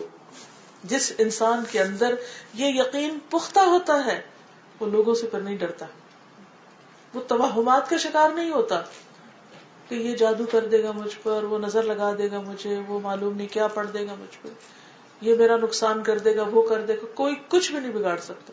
وَمَا هُمْ بِضَارِّينَ بِهِ مِنْ أَحَدٍ إِلَّا بِإِذْنِ اللَّهِ، جب تک اللہ کا اذن نہ ہو کوئی کسی پہ جادو نہیں کر سکتا، اس کا کوئی جادو اثر نہیں کر سکتا. ہاں اللہ کا اذن ہو تو جیسے اور بیماریاں لگتی ہیں یہ بھی ہو سکتا ہے. انشاءاللہ کل اس ٹاپک کی مزید وضاحت ہوگی رات کو. لیکن ہمارا یقین اس بات پر پختہ ہونا چاہیے کچھ نہیں ہوگا جب تک اللہ نہ چاہے. اچھا اللہ کے ہاتھ میں تو پھر کیا کرنا چاہیے؟ اللہ سے دعا مانگنی چاہیے. اس بات میں وقت ضائع کرنے کی بجائے کہ ہائے پتہ نہیں کیا ہونے والا ہے، مجھے کیا ہو جائے اور میرے بچوں کو کیا ہو جائے اور میرے کاروبار کو کیا ہو جائے اور میرے گھر والوں کو کیا ہو جائے، ہے دل گھبرا رہا ہے، کوئی انہونی مصیبت آنے والی، نعوذ باللہ. نہیں، ان فکروں میں پڑنے کی ضرورت نہیں. اگر کوئی شیطان ایسا وسوسہ ڈال کے غمگین کرنا چاہے، پریشان کرنا چاہے، تو انسان کیا کہے؟ میں نے اللہ پہ توکل کیا، حسبی اللہ و نعم الوکیل، کافی ہے مجھے اللہ اور وہ بہترین کارساز ہے. اور جو اس وقت کرنے کا کام ہے وہ کرو. احفظ اللہ یحفظ، اگر چاہتے ہو کہ اللہ تمہاری حفاظت کرے تو پھر تم اللہ کی مرضی کا کام کرو. جو اللہ کی نافرمانی کے کام ہے ان کو چھوڑ دو اور اللہ کی فرما برداری پر آ جاؤ. تمہارے کاموں کا ذمہ اللہ سبحانہ وتعالی خود لے لے گا، فکر کی کیا ضرورت ہے. اسی لیے تو فرمایا الا ان اولیاء اللہ لا خوف علیہم ولا هم يحزنون، ان پہ خوف اور غم نہیں. خوف کس چیز کے؟ یہ تفکرات توہمات تو ہمیں خوف زدہ کرتے ہیں، پتہ نہیں کیا ہو جائے گا، کیا آفت ٹوٹ پڑے گی. اللہ کا اذن ہوگا تو ہی کچھ ہوگا. اور ہم اللہ سے دعا مانگتے ہیں کہ وہ ہمیں اپنی حفاظت میں رکھے. اور اگر کوئی تکلیف پہنچانا چاہے وَإِن يَمْسَسْكَ اللَّهُ بِضُرٍّ فَلَا كَاشِفَ لَهُ إِلَّا هُوَ، تو بھی حل اسی کے پاس ہے. اور اگر وہ کوئی خیر پہنچانا چاہے فَلَا رَادَّ لِفَضْلِهِ، تو اس کے فضل کو کوئی روک ہی نہیں سکتا. کوئی کسی بھی طرح کا آپ سے حسد کرے، کوئی کسی بھی طرح کا آپ کو نقصان کرنا چاہے، کچھ نہیں ہوگا، سب اللہ کے ہاتھ میں. یہ توحید کا حصہ ہے. یہ یقین پختہ ہو جائے تو زندگی کتنی آسان ہو جائے. نبی صلی اللہ علیہ وسلم کے اوپر جب ایک کافر نے آ کے تلوار تانی تھی تو آپ نے کیا فرمایا؟ اس نے کہا محمد صلی اللہ علیہ وسلم بتاؤ میرے ہاتھ سے تمہیں کون بچائے گا؟ کیا فرمایا آپ نے؟ اللہ. اور وہ ڈر گیا، بجائے اس کے کہ آپ کو ڈراتا وہ خود ڈر گیا، ہاتھ کانپنے لگا اور تلوار اس کے ہاتھ سے چھوٹ گئی. یہ ہمارے نبی کا اسوہ حسنہ. لیکن ہم سارا وقت اسی طرح کے بیکار توہمات اور فکروں اور پریشانیوں میں مبتلا رہتے ہیں اور جو کرنے کا کام ہے وہ نہیں کرتے. بہت سے لوگ اللہ سے ناراض ہو بیٹھتے، نماز چھوڑ بیٹھتے، دعا نہیں کرتے، ہماری تو سنی نہیں جائے گی. شیطان ان کے دل میں اتنا پکا ڈال دیتا ہے تمہاری نہیں سنی جائے گی، تم بہت گناہ گار ہو، جاؤ کسی اور سے کہو تو وہ تمہارے لیے کرے. گویا اللہ کے ساتھ جو رشتہ اور تعلق ہے 1-on-1 بیسس پر وہ بیچ میں سے ختم کر دیتے ہیں اور یوں شرک کا دروازہ کھل جاتا ہے. پھر بعض اوقات تو توحید میں یہ بھی آتا ہے کہ اللہ تعالیٰ کا کوئی بیٹا نہیں، کوئی اولاد نہیں، اس کے کوئی ماں باپ نہیں، وہ اکیلا ہے اپنی ذات میں، وہ ہر ایک سے بے نیاز ہے، اس جیسا کوئی نہیں. جو قل هو اللہ احد ہے، سورۃ الاخلاص، یہ توحید کی بہترین تفسیر ہے. آیت الکرسی جو ہے اللہ سبحانہ وتعالیٰ کا بہترین تعارف ہے. قرآن مجید کی ان آیات کی مکمل وضاحت آپ لوگوں کو معلوم ہونی چاہیے. توحید کے کچھ تقاضے آپ کے سامنے رکھوں گی. سب سے پہلی بات یہ کہ علم، فَاعْلَمْ أَنَّهُ لَا إِلَهَ إِلَّا هُوَ، اس بات کو اچھی طرح جان لو کہ اللہ کے سوا کوئی الہ نہیں. لیکن خالی علم حاصل کرنا فائدہ نہیں دیتا جب تک اس کے ساتھ یقین نہ ہو. کیونکہ بعض اوقات انفارمیشن تو ہوتی ہے، ہمیں ماں باپ نے بتایا، کسی ٹیچر نے بتایا، ہاں ہم نے سن لیا، معلوم ہو گیا، ہاں ٹھیک ہے اللہ کے سوا کوئی الہ نہیں، لیکن اس پر پورا یقین نہیں ہوتا. تو دل کے یقین کے ساتھ اللہ کو ایک ماننا چاہیے، اور یقین کیسا کہ جس میں کسی قسم کا کوئی شک نہ ہو. کیونکہ اگر شک ہے تو وہ انسان کو نفاق کی طرف لے جاتا ہے، منافقت کی طرف لے جاتا ہے. اور اس لیے صرف زبان سے لا الہ الا اللہ کہنا کافی نہیں جب تک دل نہ ہو، دل اس میں شامل نہ ہو. زبان سے کہہ بھی دیا لا الہ تو کیا حاصل، دل و نگاہ مسلمان نہیں تو کچھ بھی نہیں. جب تک دل کے اندر یقین نہیں تو بات نہیں بنے گی. پھر آپ دیکھیے کہ یہ کیفیت موت تک قائم رہنی چاہیے. یہ نہیں کہ ایک دفعہ کہہ دیا تھا، ہاں وہ ہم نے پڑھا تھا، کسی نے ہمیں بتایا تھا. نہیں، اس کو روز دہرانے کی ضرورت ہے. اپنے دل کو ٹٹولنے کی ضرورت ہے کہ کیا ہمیں واقعی پکا یقین ہے اس بات پر، کوئی اور چیز اس میں نہیں آ گئی. تو مرتے وقت اگر کوئی لا الہ الا اللہ پر مرے تو پھر اللہ تعالیٰ اس کو جنت میں داخل کریں گے اور وہ دوزخ میں داخل نہ ہوگا. لیکن اگر اس کے برعکس ہے تو مشکل ہوگی. پھر آپ دیکھیے کہ صرف یقین بھی کافی نہیں جب تک کہ قبول نہ ہو، ایکسپٹنس نہ ہو. یعنی قبول سے مراد کیا ہے کہ انسان اللہ کے تمام احکامات کو خوشی سے قبول کر لے، سچے دل سے قبول کر لے. نماز کا حکم ہو، سمعنا و اطعنا، کوئی حجت بازی نہیں، بحث نہیں کہ ہاں دیکھیں نماز پڑھنے والے نہیں، اللہ کا حکم ہے اس لیے پڑھ رہے ہیں. ہمیں نہیں معلوم کہ دوسرے پڑھنے والے کیا کرتے ہیں کیا نہیں، ان کا معاملہ اللہ کے ذمہ ہے. ہمارا کام کیا ہے کہ اللہ سبحانہ وتعالیٰ کا جب حکم آئے تو اس کو خوشی سے قبول کر لیں اور اس کو رد نہ کریں، ریجیکٹ نہ کریں، ایکسپٹ کریں. پھر اسی طرح نہایت ضروری ہے کہ قبول کرنے کے ساتھ ہمارے اندر انقیاد بھی ہو، تابعداری بھی ہو، فرما برداری بھی ہو، اور اس چیز کو ہم چھوڑنے والے نہ ہوں، کر لینے والے ہوں. اور پوری کی پوری سبمیشن، مکمل اطاعت، مکمل فرما برداری، بغیر کسی حیل و حجت کے، بغیر کسی تاخیر کے، بغیر کسی جھجک کے، بغیر کسی دل کی تنگی کے. منافقین بھی نماز کے لیے آتے تھے نا، لیکن ان کے دلوں کا حال کیا ہوتا تھا؟ اس کے اندر اطاعت کی کیفیت نہیں ہوتی تھی، مجبوری و معذوری کے ساتھ کہ ہاں وَإِذَا قَامُوا إِلَى الصَّلَاةِ قَامُوا كُسَالَىٰ، سستی کے ساتھ اس کی طرف کھڑے ہوتے تھے. پھر یہ کہ انسان جو کہے اس میں سچا بھی ہو، صدق جو جھوٹ کے اپوزٹ ہے، یعنی ٹروتھ فلنس ہو. یعنی انسان یہ نہ کہے کہ زبان سے کچھ اور عمل میں کچھ. یہ کس کی صفت ہے؟ منافقین کی. قرآن مجید میں آتا ہے وَمِنَ النَّاسِ مَن يَقُولُ آمَنَّا بِاللَّهِ وَبِالْيَوْمِ الْآخِرِ وَمَا هُمْ بِمُؤْمِنِينَ. لوگوں میں سے بعض کہتے ہیں ہم اللہ پر ایمان لائے، ہم آخرت کو مانتے ہیں، حالانکہ وہ مومن نہیں ہیں. اس بات سے ڈرنا چاہیے کہیں ایسا تو نہیں کہ ہم بھی کہہ رہے ہوں لیکن اللہ کے ہاں اس کی قبولیت ہی نہ ہو.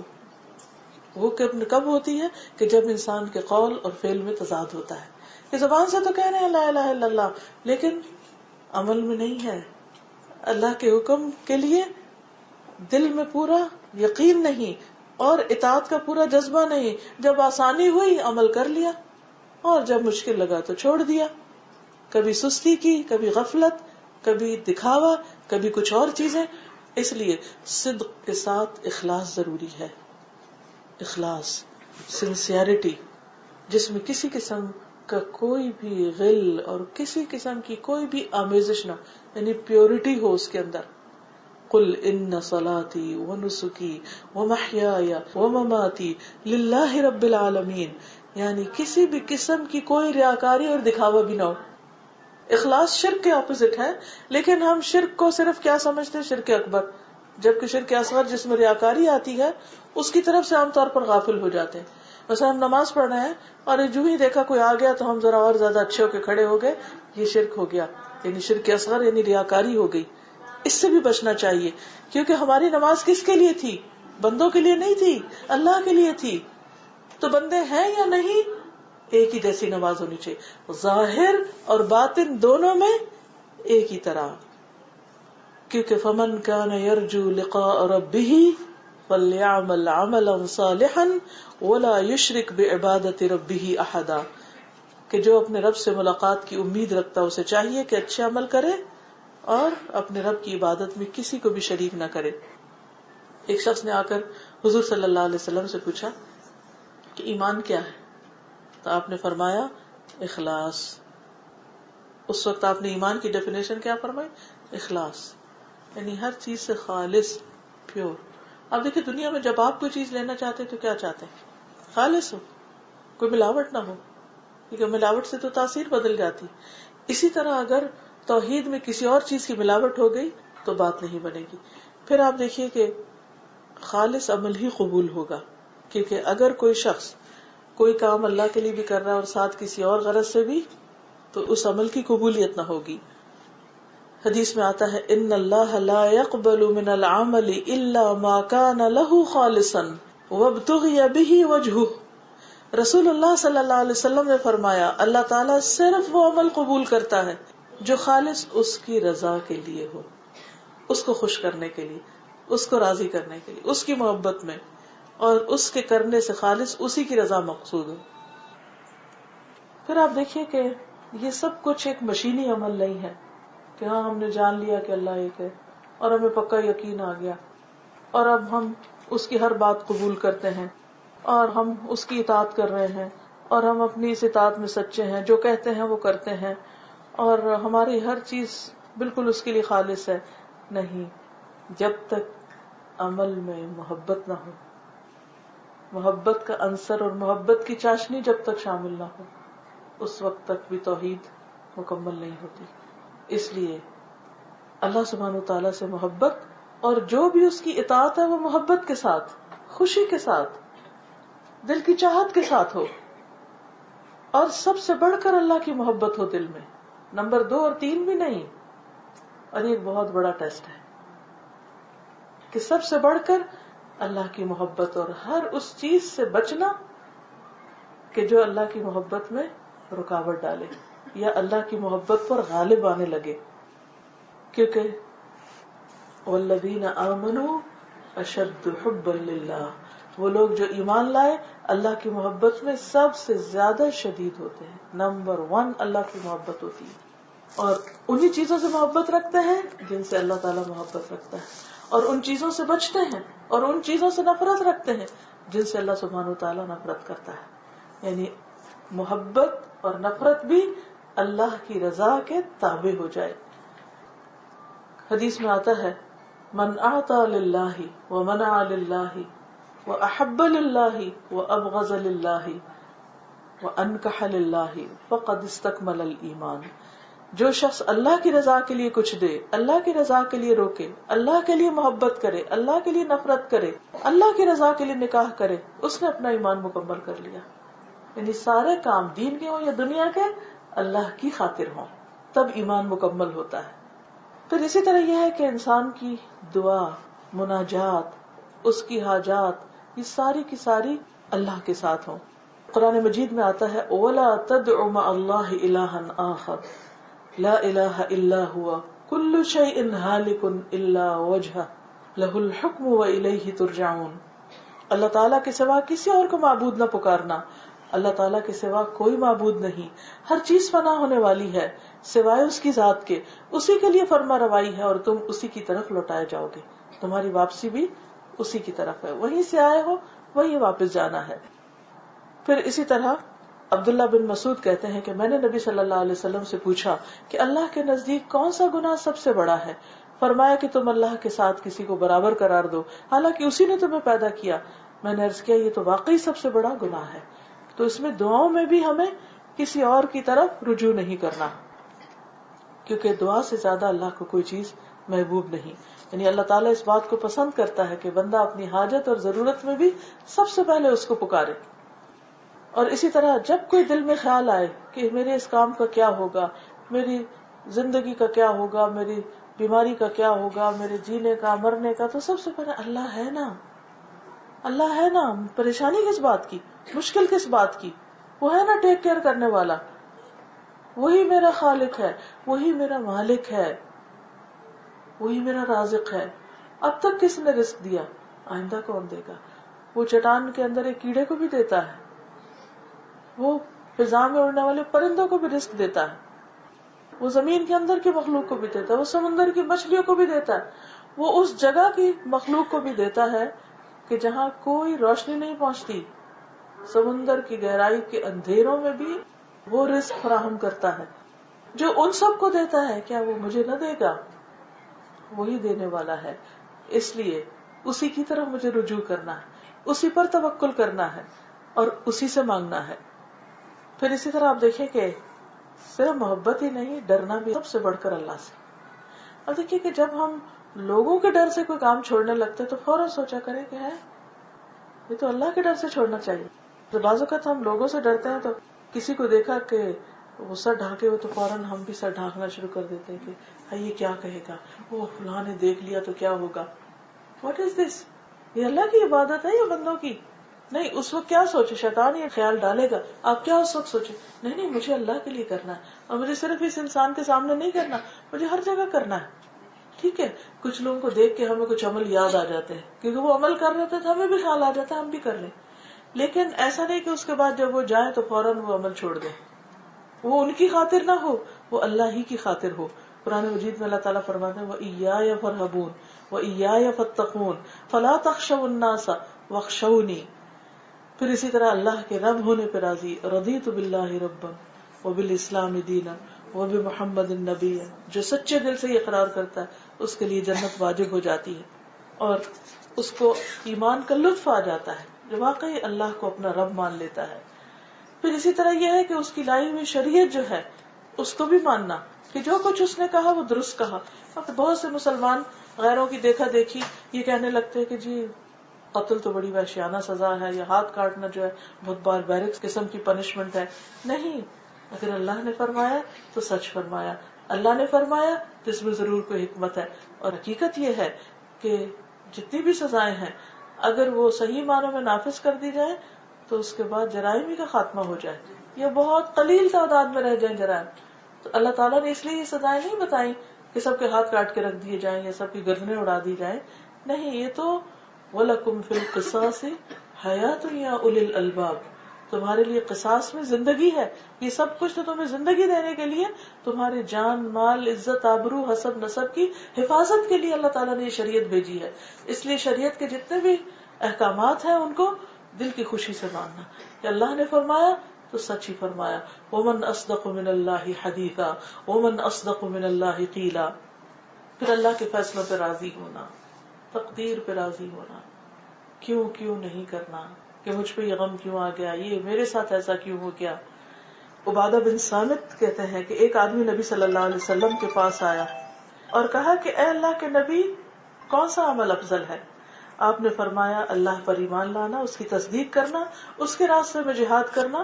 اس نے کہا اللہ کے رسول صلی اللہ علیہ وسلم میں اس سے آسان عمل چاہتا ہوں. آپ نے فرمایا عفو درگزر کرنا، صبر کرنا. اس نے کہا اللہ کے رسول صلی اللہ علیہ وسلم میرا ارادہ تو اس سے بھی آسان عمل کا ہے. آپ نے فرمایا اللہ تعالیٰ تمہارے بارے میں جو فیصلہ کر دے اس پر اللہ کو کوئی الزام نہ دینا. مثلاً بعض اوقات ہماری زندگی بے-چینیوں اور اضطراب اور کرب سے بھری ہوئی ہوتی ہے، بٹرنس سے بھری ہوئی ہوتی ہے. کیوں؟ اس لیے کہ ہمارے اندر شکر گزاری نہیں ہوتی اور ہم اللہ کے فیصلوں پر راضی نہیں ہوتے.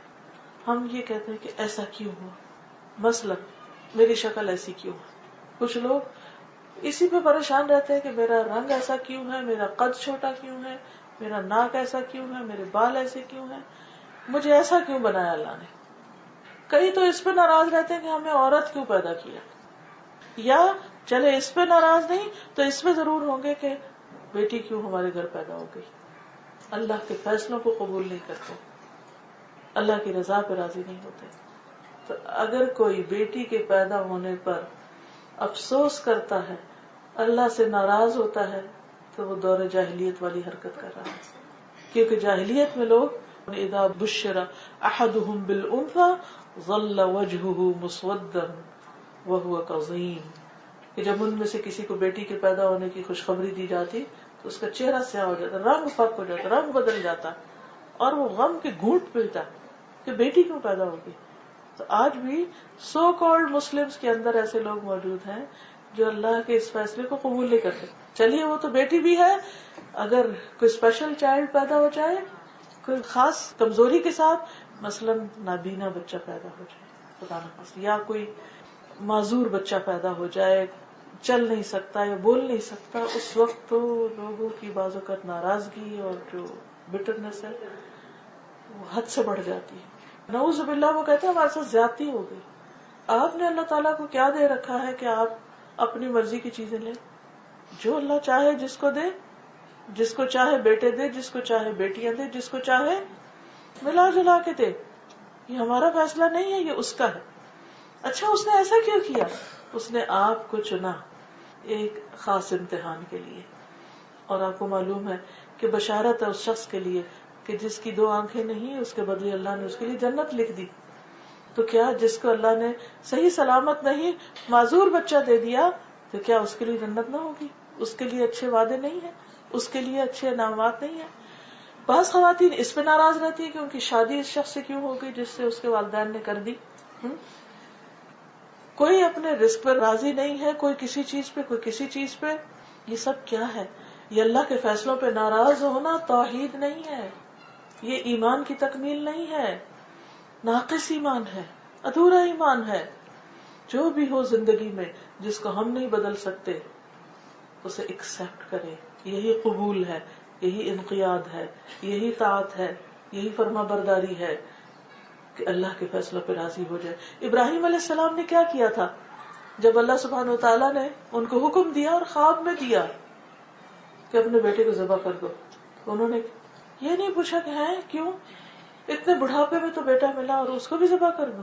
اور کبھی کبھار تو دیکھنے کو ملا اور بیٹے نے بھی یہ نہیں کہا کہ اچھا آپ ویسے تو کہیں اور رہتے ہیں اور اتنا عرصہ تو آپ آئے ہی نہیں، آپ نے مجھے میری ماں کے پاس چھوڑ دیا اور اب آپ آئے اور آپ کہتے چلو میرے ساتھ، میں تمہیں ذبح کرنا چاہتا ہوں. کیسی ماں تھی جس نے وہ بیٹا پالا؟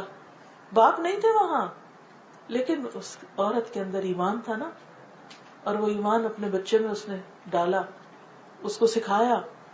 اور پھر آپ دیکھیے کہ کس طرح جب وہ خواب سناتے تو کہتے یا ابت فعل ما تؤمر، ابا جان آپ جو چاہتے ہیں کریے، میں اللہ کی خاطر قربان ہو جاؤں، میں حاضر ہوں. اور وہ انگلی پکڑ کے چلتے ہیں. فلما اسلما، دونوں سر تسلیم خم کر دیتے ہیں.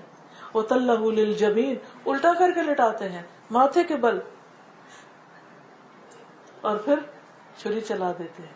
تو اللہ تعالیٰ نے قربانی قبول کر لی. وفدیناہ بذبح عظیم، کہ ابراہیم تم نے اپنا وعدہ سچ کر دکھایا اور اللہ نے اس کے بدلے میں مینڈا وہاں پر ڈال دیا. اور اس کے بعد ہم اس سنت کی پیروی کرتے ہیں. یہ اللہ کے فیصلوں پر راضی ہونا. حضرت ہاجرہ کو جب ابراہیم علیہ السلام چھوڑ کے جا رہے تھے مکہ کی اس وادی میں جس میں کوئی شیلٹر نہیں، کوئی شیلٹر نہیں، کوئی درخت نہیں، پانی نہیں، کھانا نہیں، کوئی کمرہ نہیں، کچھ بھی نہیں، نتھنگ، اور چھوڑ کے واپس جا رہے ہیں. صرف پانی کی ایک مشق ہے اس کے ساتھ اور چھوٹا سا دودھ پیتا بچہ. حضرت ہاجرہ پیچھے آتی ہیں، کہتے ہیں آپ کہاں چھوڑ کے جا رہے ہیں؟ وہ خاموش ہے. پوچھتے ہیں کیا اللہ نے آپ کو حکم دیا؟ کیونکہ انہیں معلوم ہے کہ میرا شوہر سب سے زیادہ اللہ کا فرما بردار ہے اور اس کا ہر فیصلہ اللہ کے حکم کے مطابق. کہتے اللہ نے آپ کو حکم دیا؟ اور کہتے ہیں ہاں اللہ کا حکم. کہتے پھر میں راضی. وہ چلے جاتے ہیں. یہ نہیں کہتے کل آؤں گا، 1 مہینے بعد آؤں گا، جا کے ٹیکسٹ کروں گا، میل کروں گا، فون کروں گا، کچھ بھی نہیں، کوئی پتہ نہیں کب آئیں گے. لیکن جو تسلیم و رضا کی کیفیت ہے اور جس دل سے اللہ کے فیصلے کو قبول کیا ہے اور جس طرح پھر وہ پانی کی تلاش میں نکلی ہے، اللہ نے اس کو بھی سنت بنا دیا. ایک ایک قدم ابراہیم علیہ السلام کا نبی صلی اللہ علیہ وسلم اور پھر ہم سب کے لیے ایک سنت بن گیا. اور جب آگ میں پھینکا جا رہا تھا تو بھی کیا کہ حسبی اللہ و نعم الوکیل، اللہ نے اس آگ کو گلو گلزار بنا دی. ہم اللہ کے فیصلے قبول نہیں کرتے، ہم راضی نہیں ہوتے. وہ کہتے کیوں ہو گیا، کاش یہ گھر سے نہ جاتا تو ایکسیڈنٹ نہ ہوتا، کاش وہ فلانا نہ بلاتا تو یوں نہ مرتا. یہ سب جاہلیت کی باتیں ہیں اور یہ عقیدہ توحید کے منافی ہیں. اف اور بٹ کفار کا قول ہوتا ہے قل لن یصیبنا الا ما كتب اللہ لنا هو مولانا. ہرگز نہیں ہمیں کوئی تکلیف پہنچ سکتی مگر جو اللہ نے ہمارے لیے لکھ دی ہو. اچھا بھی تکلیف کیوں لکھ دی؟ اللہ تو رحمان اور رحیم ہے، اس لیے کہ اللہ نے یہ دنیا امتحان کے لیے پیدا کی ہے. یہاں سب کو آزمایا جائے گا. وَلَنَبْلُوَنَّكُمْ بِشَيْءٍ مِّنَ الْخَوْفِ وَالْجُوعِ وَنَقْصٍ مِّنَ الْأَمْوَالِ وَالْأَنفُسِ وَالثَّمَرَاتِ وَبَشِّرِ الصَّابِرِينَ الَّذِينَ إِذَا أَصَابَتْهُمْ مُصِيبَةٌ قَالُوا إِنَّا لِلَّهِ وَإِنَّا إِلَيْهِ راجعون. یہ جو اِنَّا لِلَّهِ اور اِنَّا إِلَيْهِ راجعون یہ ہے توحید. ہم اللہ کے ہیں، اسی کی طرف واپس جانا ہے. یہ ہمیشہ کے لیے تھوڑی ہے، چند دن کا امتحان ہے، ٹیسٹ ہے، کسی کا زیادہ ہے کسی کا تھوڑا. جو جتنا بڑا امتحان دیتا ہے اور پاس ہوتا ہے اتنے بڑے درجے پہ جاتا ہے. اب ایک شخص جو صرف ہائی اسکول کر کے کہیں جاب کرتا ہے اور ایک وہ جو پی ایچ ڈی کرتا ہے یا پھر کسی خاص فیلڈ میں اسپیشلائز کرتا ہے، دونوں کا درجہ برابر تھوڑی ہو سکتا ہے. اسی طرح اللہ تعالیٰ کچھ لوگوں کے اوپر زیادہ بڑا امتحان ڈالتا ہے، کچھ کے اوپر کم. تو جو راضی ہو گیا اللہ اس سے راضی ہو گیا، اور جو اللہ سے ناراض ہوا اللہ اس سے ناراض ہو گیا.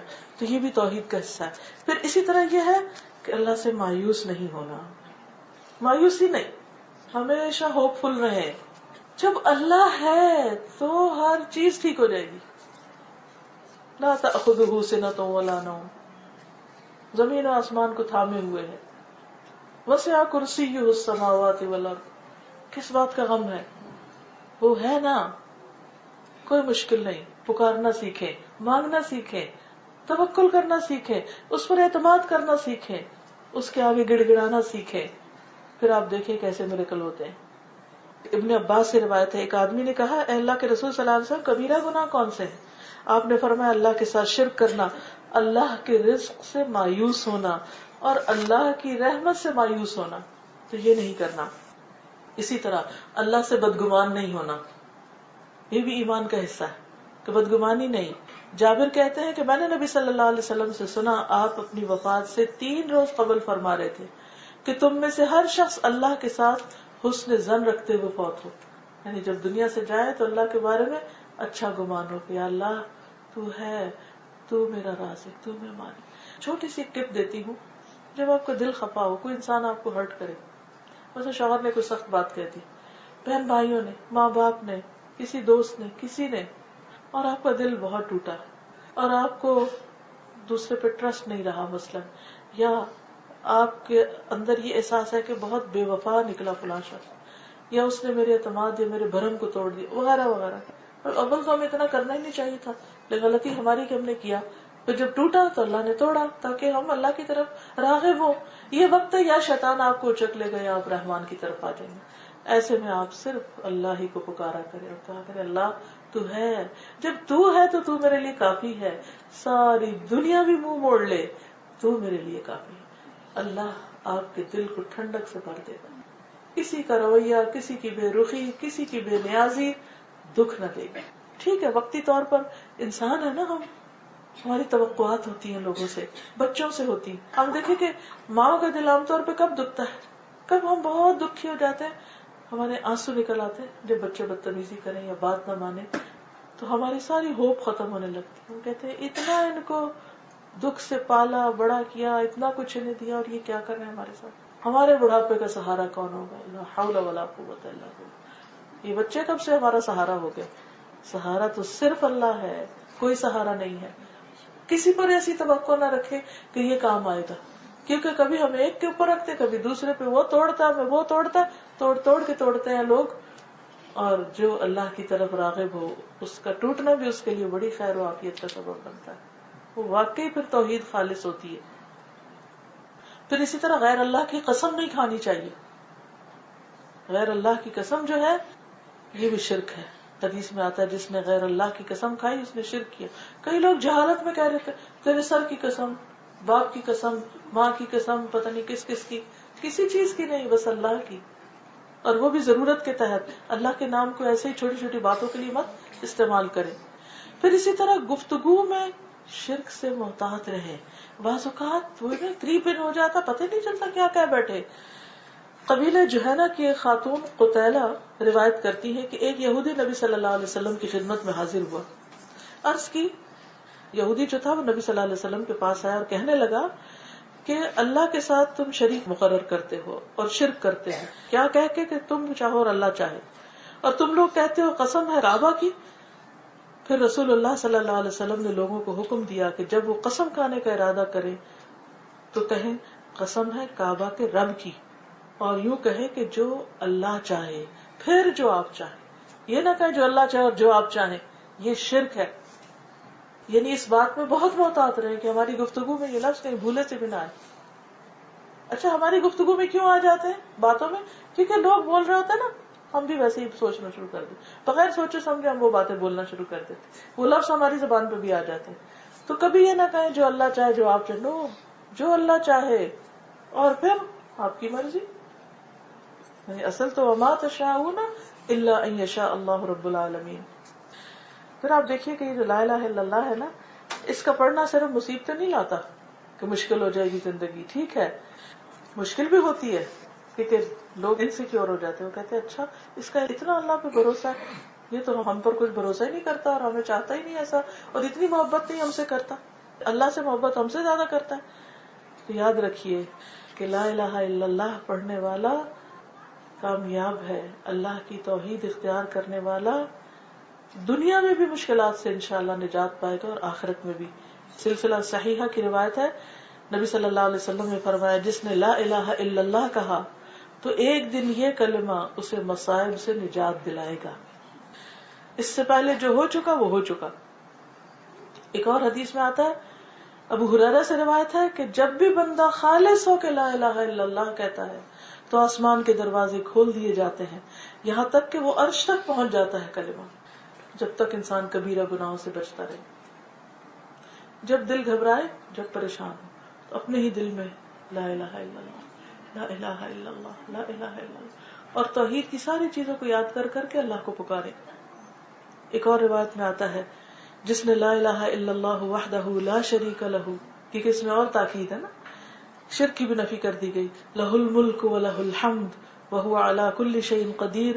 خالص دل سے پڑھا کہ زبان سے اس کی تصدیق کرے تو اس کے لیے آسمان کے دروازے کھول دیے جاتے ہیں، حتیٰ کہ اللہ تعالیٰ زمین میں اس کے کہنے والے کی طرف دیکھتا ہے، اور جس کی طرف اللہ تعالیٰ نے دیکھ لیا اس بندے کا یہ حق ہے کہ اس کا مطالبہ اس کو عطا کر دے.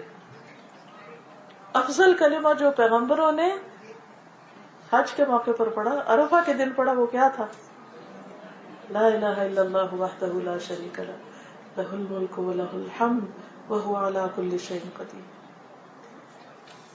اس کو آپ آزما کے دیکھ لیجیے، کہیں تنگی ہو، کہیں دل گھبرائے، کہیں پریشانی ہو، کہیں رکاوٹ آئے، اللہ کی توحید کو پکارنے لگے، یعنی توحید کے کلمے کا اقرار کرنے لگے، لا الہ الا اللہ وحدہ لا شریک لہ، لہ الملک ولہ الحمد وہو علی کل شیء قدیر.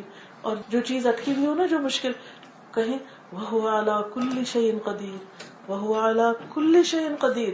یہ مشکلات ہمارے لیے، اس کے لیے نہیں ہے، وہ سب کچھ کر سکتا ہے. پورے یقین کے ساتھ یہ کہیں اور آپ دیکھیں گے کہ ایسے لگے کہ جیسے دل سے وہ دھوئیں اور غم کا غبار باہر آنے لگا، ایسی سکینت نازل ہوگی کہ آپ حیران ہو جائیں گے. اور سب سے بہترین ذکر ہے یہ لا الہ الا اللہ.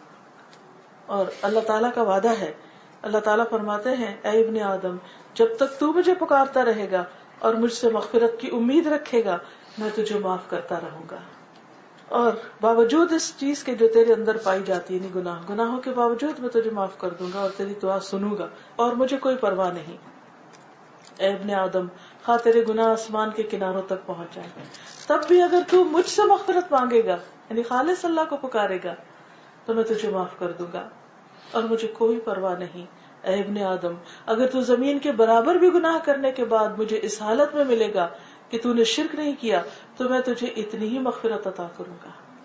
یعنی شرک نہ ہو تو بڑے سے بڑے گناہ معاف ہو جاتے ہیں اور جنت میں داخلہ اس کے لیے لکھ دیا جاتا ہے. پھر اسی طرح یہ ہے کہ نبی صلی اللہ علیہ وسلم کی شفاعت بھی انہی کو نصیب ہوگی کہ جس نے سچے دل سے لا الہ الا اللہ پڑھا. ایسے شخص پر دوزخ کی آگ حرام کر دی گئی ہے کہ جس نے خالصتاً لا الہ الا اللہ کے اوپر یقین کیا، اس کا اقرار کیا. ایسے شخص کو اگر اس کے کبیرہ گناہ بھی ہوں اور ان کی سزا کی وجہ سے جہنم میں داخل بھی کر دیا جائے تو اگر اس کے دل میں ایک گیہوں کے دانے برابر بھی خیر ہوئی، توحید ہوئی، تو اس کو جہنم سے نکال لیا جائے گا۔ پھر آپ دیکھیے کہ اسلام کی بنیادوں میں جو مختصرا نماز ہے، اس کی پابندی بہت ضروری ہے، کیونکہ بعض اوقات لوگ کہتے ہیں لا الہ الا اللہ پڑھنے سے کیا ہوگا، بس جنت میں چلے جائیں گے، اور نماز نہیں پڑھتے۔ دیکھیے توحید کیا ہے کہ اللہ کی بات بھی مانی جائے۔ جب آپ نے اللہ کو الہ کہا تو پھر اللہ کی عبادت بھی ضروری ہے۔ اور نماز کس طرح پڑھی جائے؟ جیسے نبی صلی اللہ علیہ وسلم نے پڑھی، اپنی مرضی سے اس کی ڈیفینیشن نہ بیان کی جائے۔ بعض اوقات ایسا ہوتا ہے نا کہ دوپٹے سے بال جھلک رہے ہوتے ہیں یا بازو ننگے ہو رہے ہیں، اگر کسی کو روکا جائے بھی نہیں، ذرا ٹھیک سے پڑھو، کہتے ہیں اللہ تعالیٰ اتنی چھوٹی چھوٹی باتیں نہیں دیکھتے۔ بھائی یہ چھوٹی بڑی باتوں کی بات نہیں ہے، ہر چیز کا ایک طریقہ ہے۔ مثلا جو یونیفارم ہوتا ہے، بعض جگہ یونیفارم کے اوپر کوئی کڑھائی بھی ہوتی، آپ کے سفید شرٹ تو ہے، کیا فرق پڑتا ہے اگر وہ بیج نہیں لگا ہوا، اتنی چھوٹی چھوٹی باتوں کو نہیں دیکھا جاتا۔ نہیں، یہ آپ کے یونیفارم کا حصہ ہے، اس کے بغیر بات پوری نہیں ہوتی۔ دنیا میں تو ہم اتنی پابندی کرتے ہیں، لیکن اللہ کے ہاں نماز کا بھی ایک یونیفارم ہے، اس میں حاضر ہونا لازم ہے۔ پھر اسی طرح روزہ، اور روزہ بھی کس کے لیے؟ اللہ کے لیے، ڈائٹنگ کے لیے نہیں۔ ڈائٹنگ بونس ہے، وہ آپ مل جائے گا، لیکن بعض اوقات تو اس سے اور وزن بڑھ جاتا ہے کیونکہ سارے دن کے بعد اکٹھا بہت سا کھا لیتے ہیں۔ پھر اسی طرح یہ ہے کہ روزہ جہنم سے آزادی کا ذریعہ ہے۔ پھر زکوٰۃ اللہ کے لیے، اللہ کی خاطر، غریبوں مسکینوں کا جو حق ہے۔ اور حدیث میں آتا ہے نا کہ اگر تم نے زکوٰۃ ادا کر دی تو جو تمہارا ذمہ تھا تم نے اسے پورا کر دیا۔ اب بعض اوقات لوگ زکوٰۃ دے رہے ہوتے ہیں لیکن اس کا بھی دکھاوا کر رہے ہوتے ہیں، اور اس کے ذریعے بھی ایک نام پیدا کرنا چاہتے ہیں کہ ہم بہت سخی ہیں، حالانکہ وہ تو آپ کا حق ہی نہیں۔ اگر آپ ادا نہیں کرتے تو گویا آپ نے غریبوں کا مال اپنے مال میں رکھا ہوا ہے، جو کہ ایسا نہیں ہونا چاہیے۔ وقت آنے پر ایک دم اس کو الگ کر دیں، اور جو ادا نہ کرے اس کے لیے بہت سخت وعید ہے۔ نبی صلی اللہ علیہ وسلم نے فرمایا جو سونے یا چاندی والا اس کا حق ادا نہیں کرتا، اس کے لیے قیامت کے دن آگ کی پلیٹیں بنائی جائیں گی اور ان کو جہنم کی آگ میں خوب گرم کیا جائے گا، اور ان سے اس کے پہلو، پیشانی اور پیٹھ کو داغا جائے گا۔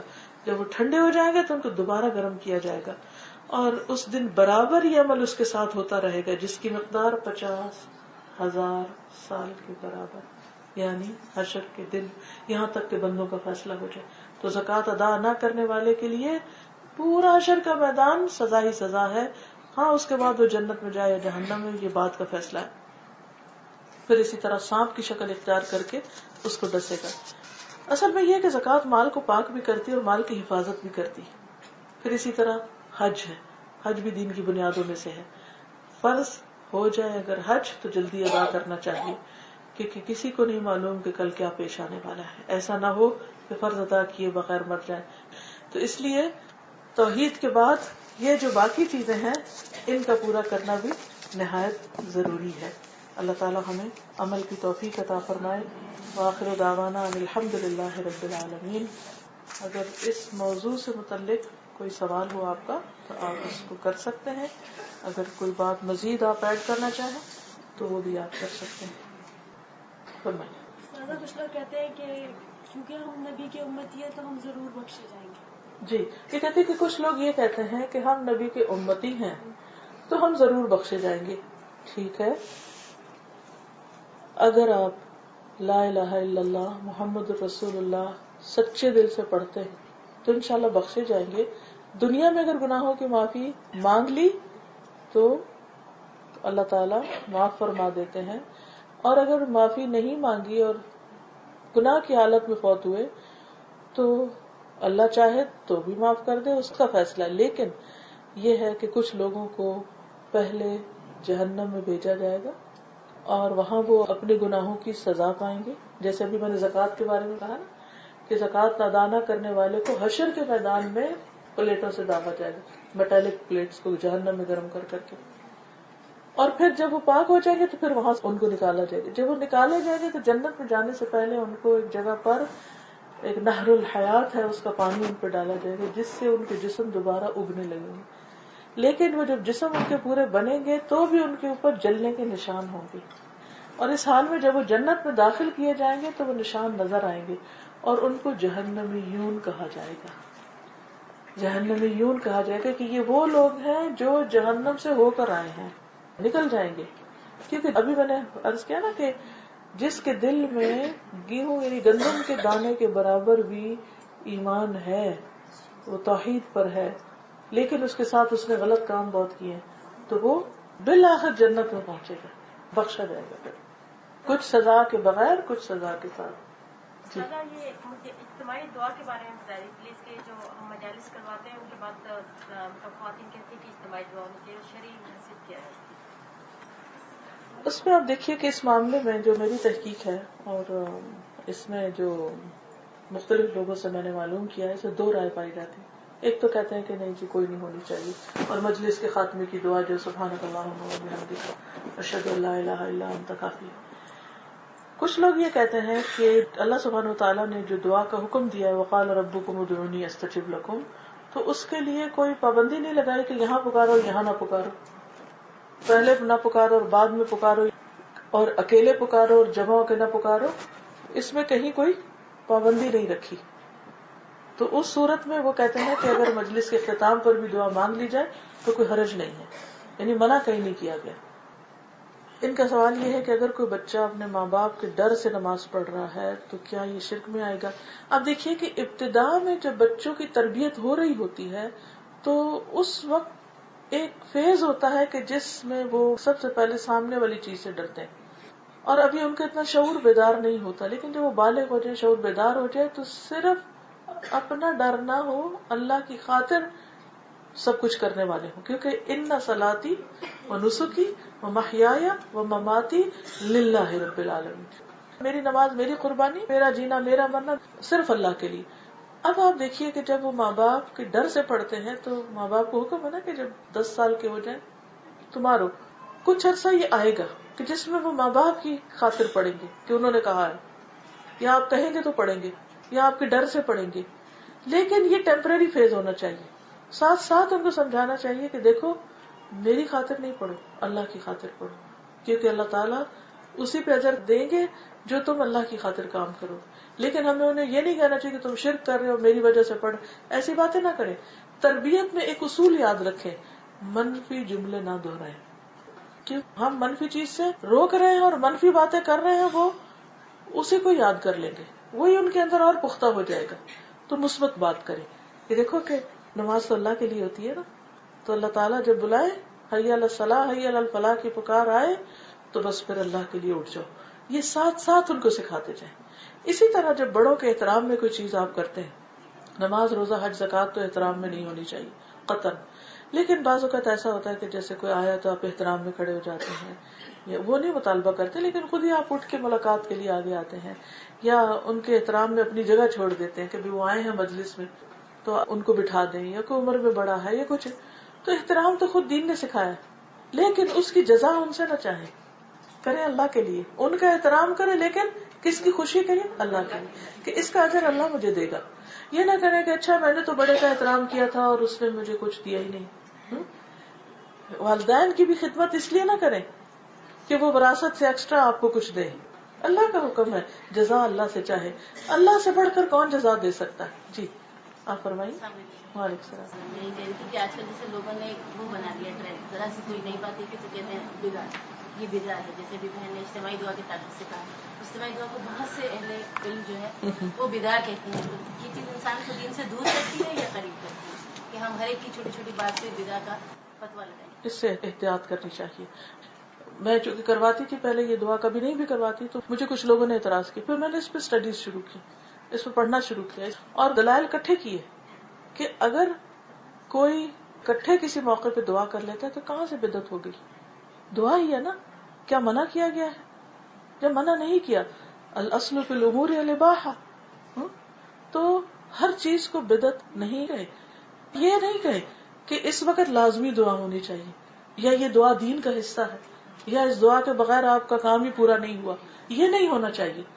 کبھی کر لے کبھی نہ کرے تو اس کو ایشو نہیں بنانا چاہیے، کیونکہ سنت میں بھی بعض مواقع ایسے ہیں جہاں اجتماعی دعا ہوئی ہے، جیسے بارش نہیں آئی تو اجتماعی دعا ہوئی ہے، یعنی نماز کی شکل میں، یا اور جگہوں پر جیسے جی فوجوں کو خطاب کرنے کے بعد جی ہاں، تو اس میں یہ ہے کہ جس چیز کا ہمیں علم نہ ہو، یہ صرف ہم نے ایک ہی دلیل کوئی سن لی ہو اور اس کے بعد ہم لوگوں کے اوپر فتویٰ لگانا شروع کر دیں، تو اس سے بھی بچنا چاہیے۔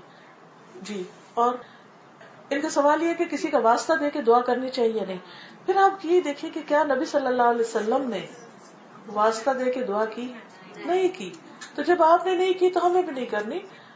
اللہ تعالیٰ کا جو قرب ہے اور بیچ میں سے یہ سارے وسائل ہٹا کے جو ون آن ون بیس پہ اللہ تعالیٰ کو پکارنا ہے وہ سب سے بہترین ہے. نان مسلم جو ہوتے ہیں ہاں ہاں کے بارے میں بہت بری چیزیں بولتے ہیں. ہاں.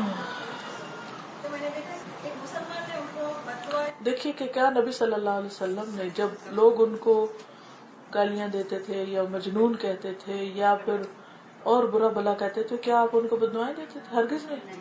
آپ ان کی ہدایت کی دعائیں کرتے تھے. یہ ہماری ناسمجھی ہے کہ ہم دعویٰ کرنے کی بجائے ان کے سامنے جب دلیل دینے سے عاجز ہو جاتے ہیں تو ہم اس طرح کی حرکتیں شروع کر دیتے ہیں. اس میں یہ ہے کہ پہلے صبر سے کام لیں, سمجھائیں, اور پھر اگر کسی بھی طرح وہ نہ ہو تو پھر اجتماعی طور پر جو بھی کوئی ہو ہر انڈیویجول ایسے کام نہ شروع کر دے. جی وعلیکم السلام. آپ نے کہا تھا نا کہ ہمیں کوئی بھی پرابلم پریشانی ہو تو ہم اللہ تعالیٰ سے دعا مانگیں. جی ہاں. تو ہم اللہ سے بھی مانگتے ہیں اور کبھی کسی کو بھی کہہ دیتے ہیں کہ بھائی آپ بھی ہمارے لیے دعا کریے گا, تو یہ کیا شرک میں آئے گا؟ نہیں, دیکھیے اگر مثلاً کوئی حج پہ جا رہا ہے یا عمرے پہ جا رہا ہے تو آپ کہہ دیتے ہیں مجھے بھی دعاؤں میں یاد رکھیے, تو کوئی حرج نہیں. کیوں؟ نبی صلی اللہ علیہ وسلم نے حضرت عمر سے ایک مرتبہ کہا تھا. اسی طرح آپ دیکھیے کہ جو مومن بھائی کسی دوسرے مومن کے لیے غائبانہ طور پر دعا کرتا ہے تو فرشتہ اس پر مقرر ہوتا ہے, وہ آمین کہتا ہے. اور جب وہ آمین کہتا ہے تو اس کو یہ کہتا ہے کہ تمہارے لیے بھی وہی, یعنی کہ دوسرے کے لیے دعا خود بھی کرنی چاہیے, اور اس کے علاوہ اگر آپ کسی کو کہتے ہیں کہ آپ بھی میرے لیے دعا کریں تو اس میں کوئی حرج نہیں, ایز لانگ ایز آپ خود دعا کر رہے ہو. یہ نہیں کہ آپ خود تو اپنی دنیا میں مشغول ہو اور دعا کرانے کے لیے آپ دوسروں کو کہہ دیں کہ بس. ایک اور چیز, کسی کے بارے میں یہ گمان نہ رکھے کہ اس کی تو ضرور قبول ہو جائے گی اور میری نہیں ہوگی, یہ درست نہیں. ٹھیک ہے, ہم سب ایک دوسرے کے لیے دعا کریں, ربنا اغفر لی ولوالدی وللمؤمنین یوم یقوم الحساب, لیکن یہ سمجھنا کہ اس کے ہاتھ میں کوئی گارنٹی ہے اور یہ تو سب کچھ کروا سکتا ہے اللہ سے, یہ غلط ہوگا. نبی صلی اللہ علیہ وسلم نے فرمایا تھا کہ میں تو اپنی ذات کے لیے بھی نفع نقصان کا مالک نہیں ہوں مگر جو اللہ چاہے. یہ قرآن مجید میں آیات موجود ہے. اگر نبی صلی اللہ علیہ وسلم اپنی ذات کے لیے نفع نقصان کے مالک نہیں, کوئی بھی دوسرا انسان ہمارے نفع نقصان کا مالک نہیں ہو سکتا. کہ جس پر ہم یہ یقین رکھیں کہ ہاں میں اس سے کرواؤں دعا تو پھر تو لازمی قبول ہو جائے گی, اس لیے چلو فلاں کے پاس جاتے ہیں یا اس کو فون کر کے کہتے ہیں یا اس سے کرواتے. ٹھیک ہے, آپ اچھا گمان رکھیں, سب کو کہیں, لیکن قبولیت تو صرف اور صرف اللہ سبحانہ و تعالیٰ ہی کے ہاتھ میں ہے. انہوں نے سوال کیا کہ کیا اسلام میں اجازت ہے اس بات کی کہ ہم مال جمع کر سکیں؟ کیا مال جمع کرنا بری بات ہے جبکہ ہم زکوٰۃ دیتے ہیں؟ بات یہ کہ مال جمع کرنا صرف اس صورت میں برا ہے کہ جب زکوٰۃ ادا نہ کی جائے اور فقراء مساکین کا حق ادا نہ کیا جائے. اگر آپ ان کا حق ادا کر دیتے ہیں اور اس کے بعد بھی آپ کے پاس جمع ہے اور وہ اللہ کی ایک نعمت ہے اور پھر سال گزرتا ہے تو پھر اس جمع میں سے اور نکالتے ہیں, تو مومن کے پاس تو اس طرح جمع ہو ہی نہیں سکتا کہ وہ ایک قارون کا خزانہ بن جائے, کیونکہ اس کو تو ہر سال اس میں سے نکالتے ہی رہنا ہے. لیکن اگر جمع نہ ہو تو وراثت کا قانون جس کو علم فرائض کہا گیا وہ کہاں سے آئے؟ تو اس لیے جمع میں جو کنز بنتا ہے وہ مال ہے جس کی زکوٰۃ ادا نہیں ہوتی. میرا کوشچن یہ ہے کہ ہم لوگ کہتے ہیں نا نبی صلی اللہ علیہ وسلم کو حضور صلی اللہ علیہ وسلم اور صحابہ کرام کے لیے بھی ہم حضرت لگاتے ہیں, تو مجھے کسی نے کہا کہ یہ صحیح نہیں ہے کیونکہ اس کا مطلب حاضر اور ناظر کی سینس میں چلا جاتا ہے. آپ کی نیت یہی ہوتی تھی کہ وہ حاضر ہو گئے؟ ہم لوگوں نے اتنا زیادہ سنا میں نا بچپن سے, میں نے اس کا پھر عربک سوچا تو مطلب حضرا ہی اس کا روپ نکلتا ہے, تو مجھے کچھ کنفیوژن ہوئی. میں نے کہا کہ یہ صرف آپ سے ڈائریکٹلی پوچھا جا سکتا ہے کیونکہ کانسٹنٹلی ہم حضرت یوز کر رہے ہوتے ہیں. دیکھیے حضرت کلمہ ادب, کئی لوگ سید یوز کرتے, اس طرح تو نبی صلی اللہ علیہ وسلم نے اپنے لیے سید کا لفظ بھی استعمال کرنے سے منع فرمایا. حضرت کا معنی کیا آپ نے ڈکشنری میں روٹ کو مت دیکھیں, حضرت لفظ کیا اس کا معنی یہ بنتا ہے, کیا لفظی ترجمے میں یہ معنی آتا ہے حضرت کا کہ حاضر ہو گئے؟ نہیں. جب آپ صحابہ کو حضرت کہتے ہیں تو وہ حاضر تھوڑی ہوتے ہیں. یہ ہم میں سے کس کی نیت ہوتی ہے کہ میں حضرت عمر کہہ رہی ہوں تو حضرت عمر حاضر ہو گئے؟ یہاں کوئی ایسی نیت نہیں, اور نہ ہی اس کا لفظ کا مطلب کوئی حاضر ہونا بن جاتا ہے کہ وہ حضور صلی اللہ علیہ وسلم یا کوئی اور حاضر. یہ سمجھنا ہی غلط ہے, کیونکہ اللہ کے سوا کوئی حاضر اس طرح نہیں ہو سکتا. جیسے اس میں پہلے کوشچن کیا کہ آپ اس کا دعا میں واسطہ کا یوز کرتے ہیں لیکن نبی کے صدقے ہماری دعا قبول کرنا. اس کا مطلب کیا ہے؟ یعنی آپ ان کو صدقہ میں دے رہے ہیں؟ کیا مطلب ہے اس کا؟ میں صرف پوچھنا چاہتی ہوں کہ جب کوئی لفظ ہم بولتے ہیں پہلے ہمیں سوچنا چاہیے اس کا مطلب کیا ہے.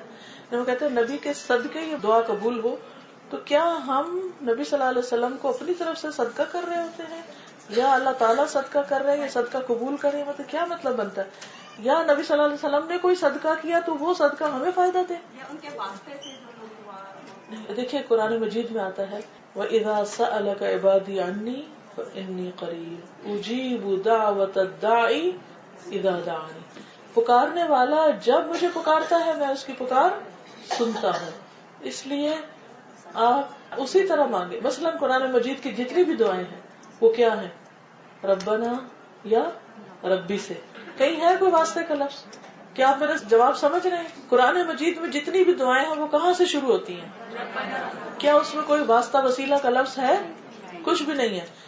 حدیث میں جو دعائیں آتی ہیں اللہم اس میں کوئی ہے؟ براہ راست یا اللہ یا رب یا ذل جلال والاکرام. کہیں بھی نہیں بیچ میں کچھ آتا. نبی صلی اللہ علیہ وسلم نے کبھی ایسی کوئی دعا نہیں مانگی.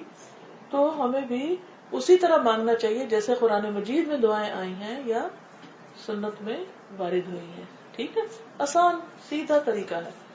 میرا سوال ہے ابھی آپ نے فرمایا جیسے پہلے کلمہ کے بارے میں سب سے افضل ذکر لا الہ الا اللہ. تو اس میں کہتے ہیں کہ کچھ لوگ لا الہ الا اللہ پڑھتے رہے جب سانس ٹوٹتی ہے تو محمد رسول اللہ پڑھے. اور آپ یہ بتائیں کہ صرف لا الہ الا اللہ کہنا درست ہے یا پورا کلمہ لا الہ الا اللہ محمد رسول اللہ، یعنی تو لا الہ الا اللہ وحدہ لا شریک لہ لہ الملک و لہ الحمد وہو علی کل شیء قدیر. تین میں کون سے ہیں؟ اور ایک نماز کے بارے میں بتا کہ آپ صلی اللہ علیہ وسلم جس طرح نماز پڑھتے تھے ہمیں اسی طرح ادا کرنا ہے. تو سجدے کے بارے میں کچھ لوگوں کا قول ہے کہ عورتوں کے لیے سجدہ بیٹھ کے کرنا ہے، مردوں کی طرح نہیں کرنا ہے. میرا سوال یہ ہے کہ کیا کسی بھی حدیث سے یہ بات ثابت ہے جو انہوں نے فرمائی ہے کہ ایسا لا الہ الا اللہ پڑھے کہ سانس پھولنے لگے جب سانس ٹوٹے تو محمد رسول اللہ کہہ دیں؟ ایسا کچھ نہیں ہے. پھر ان کا سوال یہ تھا کہ لا الہ الا اللہ ہی کافی ہے یا محمد رسول اللہ بھی ہر دفعہ پڑھے. پھر تیسرا سوال یہ تھا کہ لا الہ الا اللہ وحدہ لا شریک لہ والی تسبیح پڑھنا بہتر ہے یا صرف لا الہ الا اللہ.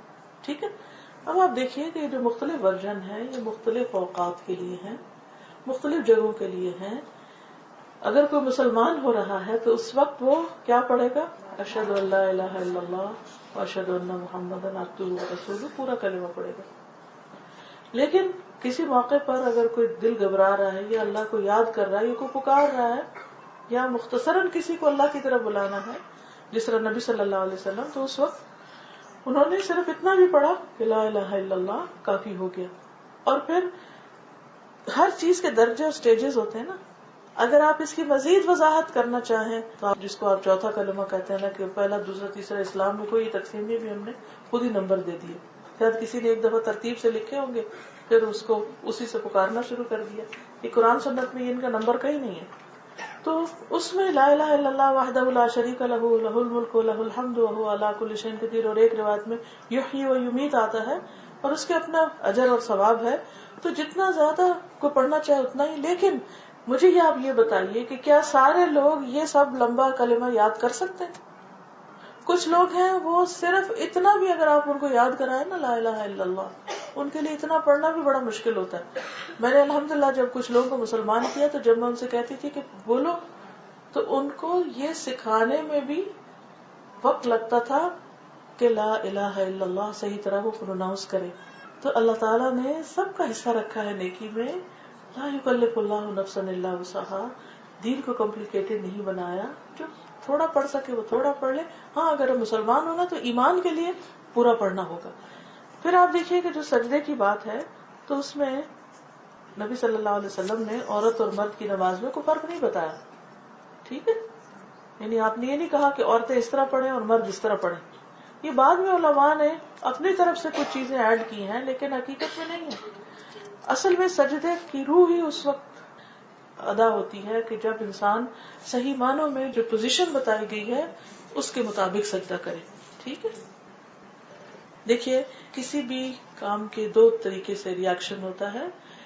ایک یہ ہوتا ہے کہ انسان جب کوئی اس کو کچھ ملے تو اس پر کہے اللہ تیرا شکر ہے کہ جو بھی تو نے دیا تیری رحمت سے تھا.